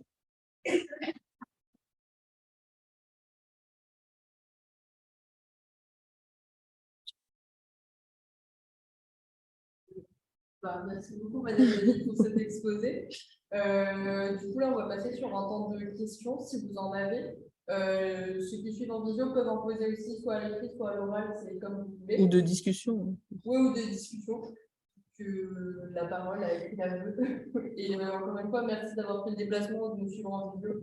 On a commencé un petit peu vite, du coup, parce qu'on était en retard. Mais merci beaucoup à vous tous d'avoir fait le déplacement. Ça nous touche beaucoup. Bonsoir. Vous avez parlé de la possibilité d'un article unique pour les collectivités d'outre-mer. Et en même temps du fait que les populations de chaque collectivité doivent évidemment s'exprimer dessus, ce que je comprends. Mais du coup, l'idée, ce serait que l'article laisse de la marge pour que ça s'adapte à l'intérieur. C'est ça. L'idée, c'est alors après, c'est qu'est-ce qu'on met à l'intérieur de cet article et quel cadre on fixe, mais l'idée, c'est de fixer un cadre. Après, il y a tout un tas de déclinaisons qu'on peut imaginer, c'est-à-dire que vous avez certains auteurs qui proposent que ça reste finalement une négociation entre le territoire, enfin les élus du territoire et l'État pour fixer effectivement le cadre, et celui-ci serait adopté évidemment par le Parlement dans le cadre d'une loi organique. Mais l'idée, c'est que effectivement cet article unique, il fixe un cadre et que chaque collectivité, en fonction de ses besoins et de ce qu'elle estime nécessaire pour individualiser son développement, ce qu'elle estime être capable de faire aussi, parce que je crois que cette notion de capacité, elle est importante, eh bien, elle fixe finalement le curseur de l'autonomie. Et ce qui est important aussi à dire, c'est que, et ça, je pense qu'il faut vraiment le préciser, parce que certaines collectivités ne veulent pas évoluer, c'est que finalement, une collectivité qui ne voudrait pas évoluer vers plus d'autonomie aurait toute latitude pour rester au stade où elle en est, ou voire revenir même en arrière. Ça, c'est une discussion qu'on a beaucoup eue à Mayotte, notamment lors d'un colloque organisé par Thomas M. Saïdier, qui est maître de conférence à Mayotte, qui a fait un beau colloque en début décembre sur le droit de l'outre-mer du XXIe siècle, et où la question qui était posée, c'était, bah oui, mais parce qu'il y a eu l'appel de Fort-de-France, où l'ensemble des collectivités françaises qui sont des RUP, donc collectivités de l'article 73, plus notamment Saint-Martin, ont interpellé l'État pour une évolution statutaire, et se sont joints à la Réunion et Mayotte, alors même que la Réunion et Mayotte, à la base, ne sont pas demandeurs. Et à Mayotte, notamment, ça a généré une sorte de crainte qui est de dire, oui, mais on sait, finalement, par solidarité, on y est allé sur l'appel de Fort-de-France, mais est-ce que nous, on est obligé dans la réforme telle qu'elle est pensée? Et mais non, la réforme telle qu'elle est pensée, elle permettrait justement à chacun de décider où il place le curseur de son autonomie. Alors évidemment, en concertation avec l'État. Alors après, il y en a qui proposent des trucs un peu plus autonomes, des concepts un peu plus autonomes, des mécanismes où ça pourrait être la collectivité elle-même qui décide de son propre statut. Mais là, honnêtement, j'ai du mal à penser que dans les semaines ou mois ou qu'à court terme, on ait une évolution de ce type-là. Et qu'on fasse passer des collectivités de l'article 73 aujourd'hui à un pouvoir d'auto-organisation, ça adopterait elle-même leur statut. Je ne suis pas sûre que ça passerait. Mais l'idée, c'est ça. C'est un article qui fixe un cadre finalement maximal, on va dire, et les collectivités finalement décideraient où elles mettent le curseur et construiraient leur statut qui serait ensuite validé dans le cadre d'une loi organique. Mais chaque collectivité aurait son propre statut. Je vous dirais qu'aujourd'hui, ça éviterait, par exemple, moi je cite toujours l'exemple de les lois organiques pour Saint-Martin et Saint-Barthélemy, sous prétexte qu'ils ont accédé en même temps au statut de collectivité d'outre-mer dotée de l'autonomie, ils ont le même statut. C'est-à-dire que si vous prenez les dispositions de Saint-Martin et de Saint-Barth dans le Code général des collectivités territoriales, à part quelques petites différences sur l'exercice des compétences, c'est exactement la même chose. Saint-Martin et Saint-Barth n'ont pas du tout les mêmes caractéristiques, les mêmes moyens. Et le pire, c'est aussi quand vous prenez l'exemple de la Martinique et de la Guyane, qui ont voté en même temps la collectivité territoriale unique et finalement qui, à part la forme de leur exécutif, ont exactement le même statut. Vous prenez le Code général, c'est les mêmes dispositions. C'est quoi le point commun entre la Guyane et la Martinique? Elles ne font pas face aux mêmes problématiques. Elles n'ont pas du tout les mêmes atouts, elles n'ont pas du tout les mêmes faiblesses, elles n'ont pas du tout les mêmes, la même économie, et pourtant elles ont le même statut. Là, l'idée, ça serait que finalement chacun puisse, la Guyane, puisse finalement exprimer ses spécificités dans le cadre d'un statut qui soit négocié avec l'État. Voilà. Alors, on a une question de quelqu'un qui suit la conférence en vidéo qui porte sur en parallèle des territoires ultramarins, les partis autonomistes corses revendiquent également une autonomie législative et fiscale proche du modèle calédonien. Pensez-vous que le modèle calédonien serait transposable pour ce territoire insulaire? Est-ce que sa proximité avec le Gabon limite cet exemple? Je crois que c'est toujours effectivement la remarque qu'on fait, c'est-à-dire que de plus en plus se poser la question du caractère insulaire ultramarin de la Corse. Moi, c'est une des premières questions que je pose à mes étudiants en droit de l'outre-mer. Est-ce que vous connaissez la composition de l'outre-mer? Est-ce que la Corse est un territoire ultramarin? Et finalement, oui, elle est outre-mer, mais effectivement, la proximité avec le territoire métropolitain, je pense est un obstacle qui est majeur pour la Corse, honnêtement. Après, si on réfléchit indépendamment de cette proximité, je dirais pourquoi pas. Et d'ailleurs, la question se pose de plus en plus d'inclure la Corse, non pas à la fameuse article 72-5 tel qu'il était envisagé, qui resterait quand même dans le giron de l'article 72, mais de la basculer finalement avec les collectivités ultramarines. Moi, de mon point de vue, ce serait pas choquant. Aujourd'hui, la Corse, alors même si en Martinique, il y a toujours une comparaison avec la Corse, certainement parce que les institutions sont un peu similaires avec l'Assemblée et le Conseil exécutif d'un côté, mais la Corse est en deçà finalement en termes de pouvoir normatif, notamment des adaptations, des habilitations qu'elle peut avoir. Elle est un peu en deçà des collectivités de l'article 73. Mais finalement, ses spécificités et l'originalité de son statut sont déjà importantes. Donc, je vois pas. Moi, à mon sens, oui, à part sa proximité avec la métropole, je ne vois pas ce qui fait obstacle, quoi. Enfin, peut-être qu'il y aurait d'autres positions, mais... Il y a une question c'est une question de quelqu'un qui va la poser du coup en voix haute.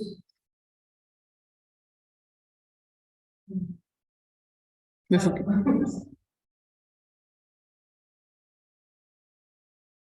il suffit qu'elle remette son micro.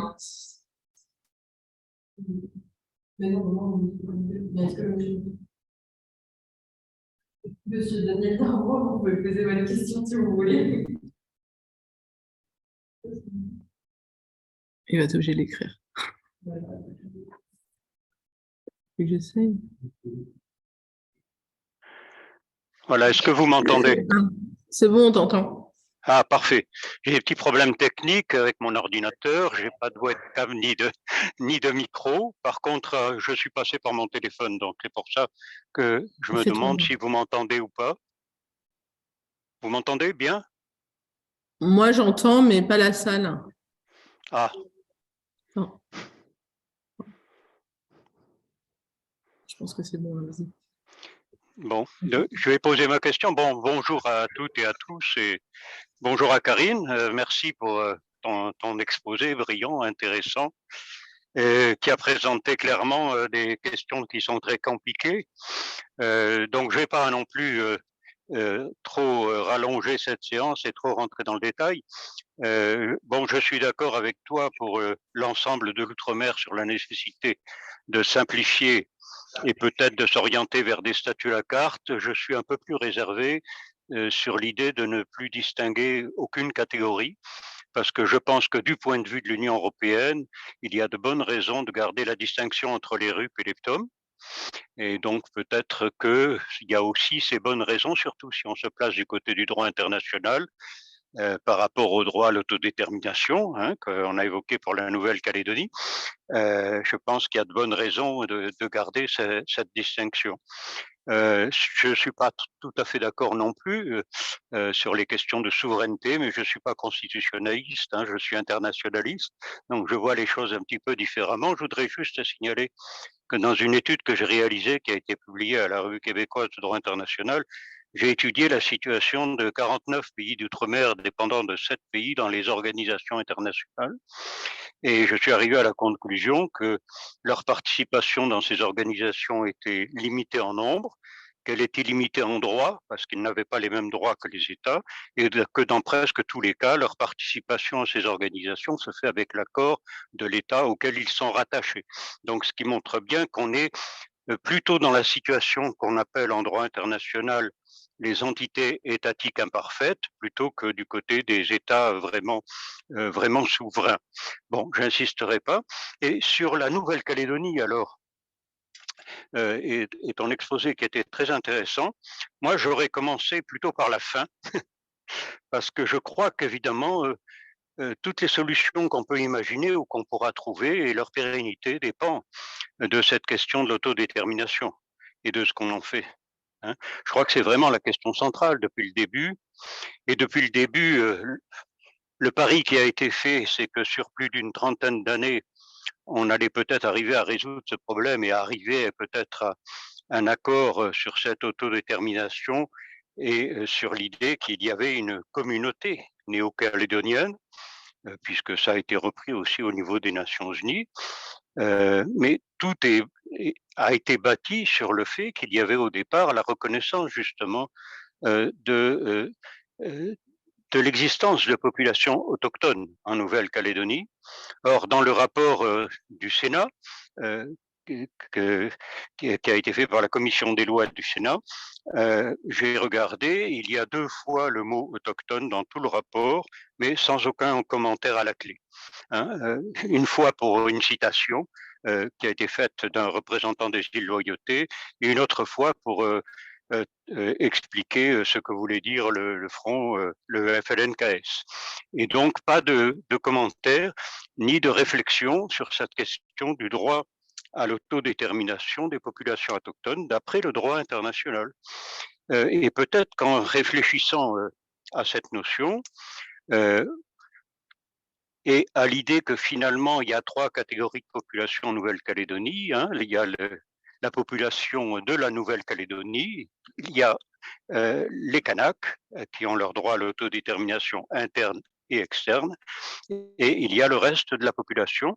Peut-être que, je ne veux pas rentrer dans le détail, mais en partant de l'idée que tu as évoquée sur la fin en parlant du fédéralisme dans la construction interne qui existe en Nouvelle-Calédonie, est-ce que il ne serait pas judicieux d'aller vers un renforcement de ce fédéralisme interne et de partir de là dans la réflexion, en reconnaissant clairement le droit à l'autodétermination interne des Kanaks, qui pourrait être le prélude à une autodétermination à une date indéterminée, future, éventuelle, aussi bien de la Nouvelle-Calédonie que du peuple kanak, que de la partie, disons, qui recouvre le peuple kanak. À cet égard, parmi les exemples que tu as cités avec les îles, les différentes territoires d'outre-mer britanniques ou des Pays-Bas, etc., je crois avoir vu le drapeau d'ailleurs du Danemark, il me semble, hein, sur la diapo.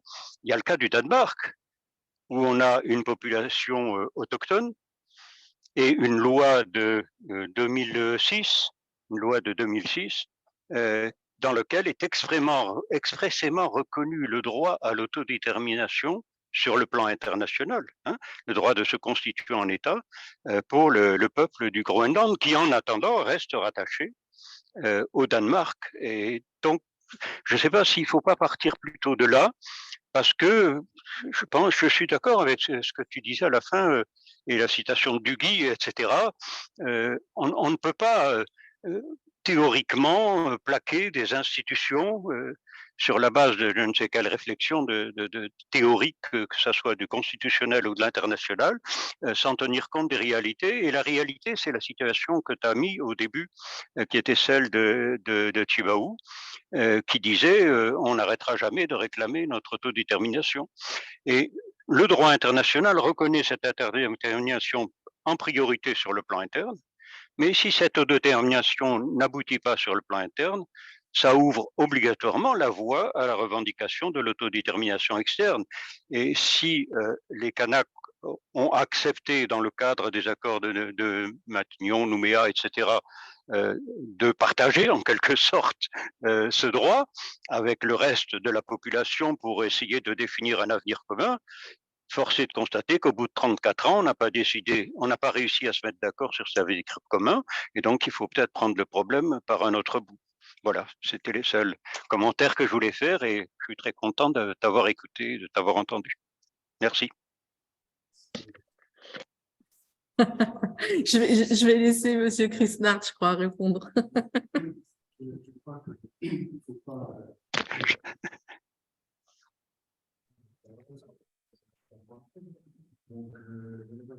J'entends pas. Bon, c'est pas grave. Et donc, les deux solutions qui seraient de donner au seul Kanak le droit à l'autodétermination, excluant tous les autres, c'est ce qu'on a essayé de faire avec le compromis contre l'industrie. Et l'autre solution qui est un peu esquissée là, qui serait un partage du territoire où on dirait les Kanaks vont pas être indépendants sur la partie du territoire où ils sont majoritaires et les autres ne le seraient pas. C'est une forme de partition, je crois, rejetée par tout le monde, finalement. Alors, ce que je voulais peut-être, d'abord vous dire que c'est très clair, votre présentation, et en particulier la référence aux exemples étrangers et aux théories de contact. Ça, je crois que c'est important, parce que nous sommes quand même très enfermés dans nos conceptions qui sont quand même inspiré par la conception de l'État unitaire, au départ même décentralisé. Alors, je ne vais pas être trop long, j'ai deux ou trois observations quand même. La première, c'est que, alors sur l'ensemble de l'outre-mer, je n'ai pas vraiment compris comment, quand il y a plusieurs articles, c'est l'anarchie, et quand il y a un seul article dans lequel on peut tout faire, ce n'est pas l'anarchie. Le sentiment que dans les deux cas, c'est la diversité qu'on peut appeler l'anarchie, mais enfin, ça ne me paraît pas complètement évident. Enfin, mais il faudrait peut-être poser la question. Sur la Nouvelle-Calédonie, dans l'accord de Nouméa, il y a quand même l'expression souveraineté partagée, qui n'indique pas quelque chose de très clair, mais qui indique au moins une piste. Et d'autre part, en matière internationale, il y a la possibilité, au-delà de la coopération décentralisée, c'est-à-dire d'accords avec une autre collectivité étrangère, de passer des accords avec des États étrangers. Et il y a des accords passés par le gouvernement calédonien, l'Australie, le Vanuatu, la Nouvelle-Zélande. Les deux seules conditions, c'est d'avertir le gouvernement et ensuite de demander le pouvoir de ratifier. Mais c'est un élu calédonien qui peut ensuite signer l'accord.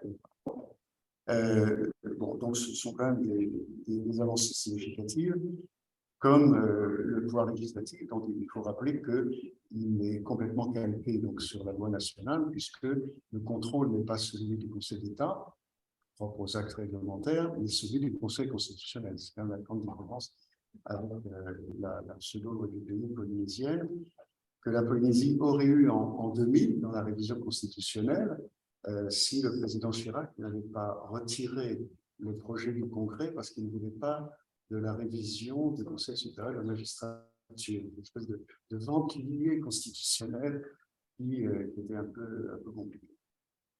Sur les exemples étrangers, britanniques, néerlandais, néo-zélandais, ça peut être inspirant. Cela étant, il ne faut pas oublier deux différences fondamentales de la Nouvelle-Calédonie. La première, c'est que le pays est peuplé de 40% de Kanaks, 30% d'Européens et une demi-douzaine de personnes d'autres origines. Et déjà, on a des communautés, ce qui en France, c'est l'abomination de la désolation, le communautarisme. D'abord, il y a des communautés, c'est dans la Constitution.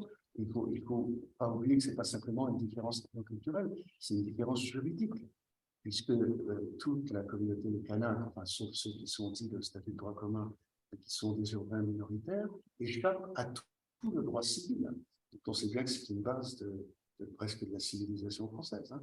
Donc, ni l'état civil, ni le mariage, ni la propriété ne sont régis par le droit civil. Donc, c'est vraiment une autre communauté. Et c'est cette différence qui rend quand même assez difficile le fait de faire société ensemble. Alors, j'ai bien entendu que ça faisait 34 ans qu'on cherchait des solutions. Et c'est vrai que ce soit en 88, moi je me souviens bien des discussions avec Michel Rocard, tout le monde pensait qu'au fond, s'il y avait eu la signature de Fleur Chipaou, c'est parce que Chipaou pensait que pendant 10 ans, eh bien, les Européens, principalement, la question qu'une indépendance ouverte serait la meilleure solution. Et Jacques Lacan pensait que pendant 10 ans, elle va pratiquer l'affaire de la gestion de la province, on a fait ce que nous avons. Et finalement, 5 ans après, tout le monde s'est mis d'accord pour de 6 ans, c'était très court, comme le sont l'affaire s'approche de temps. Après, on a vu le temps, évidemment, on pensait encore que les choses allaient évoluer, mais finalement, ce qui est frappant avec le dollar, c'est que 95% du final de l'indépendance, et que 98% des autres et du compte, sans d'ailleurs que les autres indépendances ont été et ça, c'est le point clé, c'est que le problème, ce n'est pas une relation à deux, c'est une relation à deux. C'est-à-dire que la relation avec la France, c'est en partie la traduction d'une relation intercommunautaire avec une sorte de rivalité d'une communauté pour la nation de l'Église qui cherche à l'avenir. C'est bien qu'il faut que la France ne pas de ce point de vue, même si on va par l'assurance, c'est une proche de la crainte israélienne qui est revenue de réfugiés palestiniens qui ont fait la population que du rapport entre les guillemets entièrement clone et la non. Et puis un autre grande division, c'est quand même la richesse du territoire, au moins en matière première, puisque selon les géologues, un quart en matière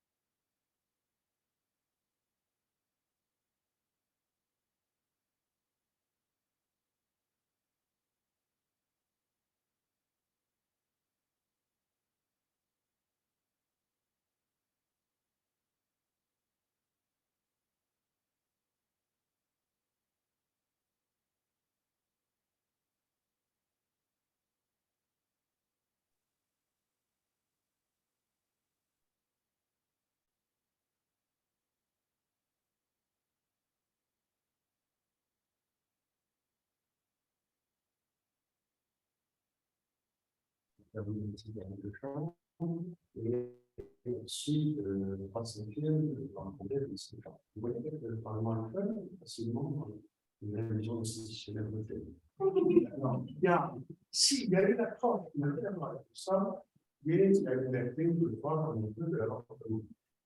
Bon, alors, c'est l'exemple qu'on a fait par rapport sur ce sujet. Et après, sur l'outre-mer, par exemple, on regardera s'il y a un accord de population locale.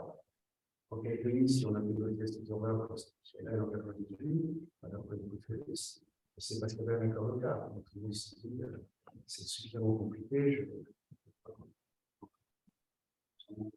S'il n'y a pas d'accord local, c'est difficile. Je repars sur la discussion. Il va s'ouvrir peut-être avec qui, je ne sais pas, parce que tout le monde est divisé. Alors que 88 a dit que les camps étaient intégrés. Vous avez bien raison de dire que c'était une erreur de maintenir la date de référendum, et Édouard Philippe l'avait demandé au départ, parce que c'était écrit à la certaine église, ça n'aurait sans doute pas donné changé beaucoup les choses, mais enfin au moins ça aurait eu lieu, alors que maintenant on peut interpréter les abstentions comme on veut. Donc on est sur des positions très éloignées, et puis alors après il y a un jeu. Ça, je pense qu'il faut que les choses se soulignent, il y a un jeu constitutionnel très compliqué. C'est-à-dire que la plupart des constitutionnalistes, ce serait évidemment au Conseil constitutionnel de les juger, sont d'accord pour dire que l'accord de Nouméa, le titre 13, ne peut pas tomber par simple éligibilité. C'est un point très important. Vous savez, il y a des dispositions constitutionnelles qui peuvent tomber par capacité pour non-usage pendant longtemps. Et là, c'est d'autant moins le cas que l'accord de Nouméa dit qu'après les 3 référendums, on discute. Donc, on dit pas la durée des discussions. Par conséquent, si le titre 13 n'est pas abrogé ou n'est pas remplacé, les élections provinciales de 2024 auront lieu sur le corps électoral de l'élection. Ce qui démocratiquement imagine, parce que ça commence à faire longtemps, il ne serait pas accepté, je crois, par ce qu'on appelle le loyalisme. Le danger de ce groupe peut venir autant de ce côté-là, malheureusement des systèmes anciens, que de l'autre côté. Et donc, il y a un jeu là-dessus, je trouve assez pervers, c'est-à-dire, c'est une espèce de course contre la montre. Et 2024, c'est propre. Alors, je pense que le Conseil constitutionnel accepterait, si les négociations avançaient, le report d'une année, comme on a reporté certaines élections locales. C'est pas plusieurs années. Donc, le jeu du gouvernement, c'est le loyalisme, c'est de trouver un accord rapidement, de passer des feux pour qu'on puisse, dans cette révision constitutionnelle, si elle a lieu sur l'avortement ou autre chose, voter l'abrogation et rouvrir éventuellement un corps électoral restreint, mais puissant et le jeu de l'autre côté peut être aussi de regarder et de dire ben non, il n'y a pas d'accord, donc peut-être qu'il n'y aura pas la question constitutionnelle, on fera les élections sur ce corps-là. Donc ça, c'est l'enjeu de moi, sachant qu'on arrive à des accords que lentement là-bas, et que tout ce qui est bien oublié un peu français, même si ça fait pour 4 ans que ça dure, n'aboutit pas à un résultat. Oui, c'est pour ça que moi j'étais un peu long. C'est pour ça que le calendrier avait été annoncé initialement 2023 pour un investissement international.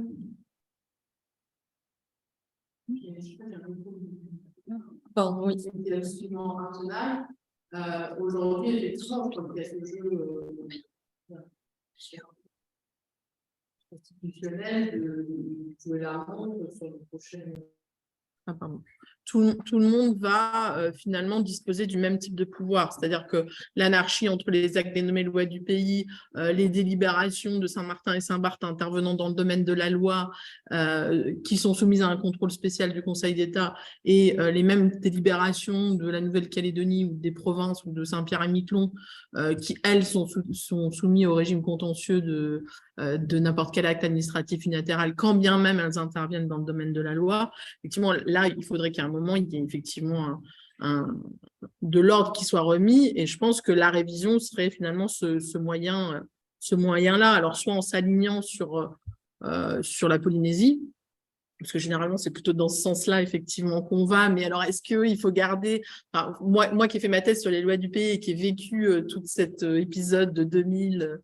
et puis 2004, où on a quelque chose de acte dénommé loi du pays, mais qui ne sont pas des lois du pays, et donc qui mettent effectivement un désordre difficilement compréhensible. Et puis je pense qu'il y a aussi beaucoup de choses à faire sur les modalités d'application du principe de spécialité et d'identité, qui sont quand même très compliquées, et en termes de sécurité juridique, c'est quand même très, très complexe.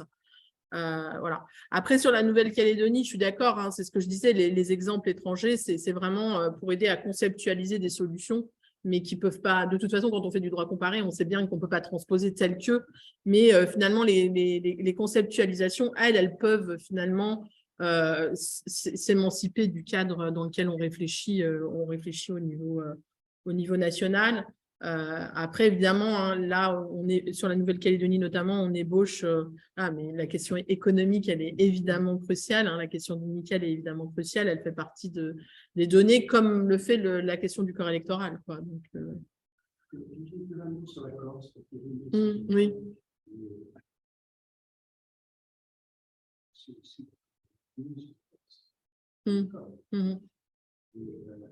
Ça indique quand même une certaine rigidité du droit. Sur le point, je rappelle qu'en 1982, le Conseil constitutionnel a déclaré non conforme à la Constitution une loi qui prévoyait que dans le département outre-mer, il pouvait y avoir une assemblée unique. En juillet que le canton était un élément constitutif de la réponse à la demande. Parce que vraiment, depuis, vous avez vu sur la Corse, il ne peut pas y avoir de peuple corse, alors qu'il y a un peuple kanak, c'est dans la Constitution, mais ailleurs. Il ne peut pas y avoir non plus le peuple entier, dans la Constitution. Et puis, il ne peut pas y avoir la souveraineté. Là aussi, finalement, en plus, on est arrivé à un statut qui est très évolutif. La Corse ne s'est pas détachée de ça. Alors, évidemment, pour la comparaison avec laquelle moi je viens entendu, puisqu'on m'a reproché justement d'exposer ce qui avait donné à la Corse. J'ai bien vu les différences. Mais dans l'accord de Nouméa, il y a l'autodétermination. Ça, on n'est pas obligé de le faire. Sur les institutions, il y a la notion de citoyenneté locale, qui est peut-être un peu plus discutable dans le cas de la Corse que dans les populations sont très mêlées, dans le cas de la Calédonie. Mais ce qui est commun, c'est la préoccupation des cibles de protéger le foncier. Et on le trouve aussi en Polynésie, où éviter la spéculation foncière qui est très présente en Corse. Voilà. Je suis désolée, du coup, on va devoir s'arrêter là. Peut-être qu'on peut continuer un petit peu la discussion en dehors, mais il y a un prof qui attend pour commencer ce cours. Je suis vraiment désolée. Mais voilà, comme expliqué, on aura l'occasion de la publication. Et encore merci. Merci beaucoup.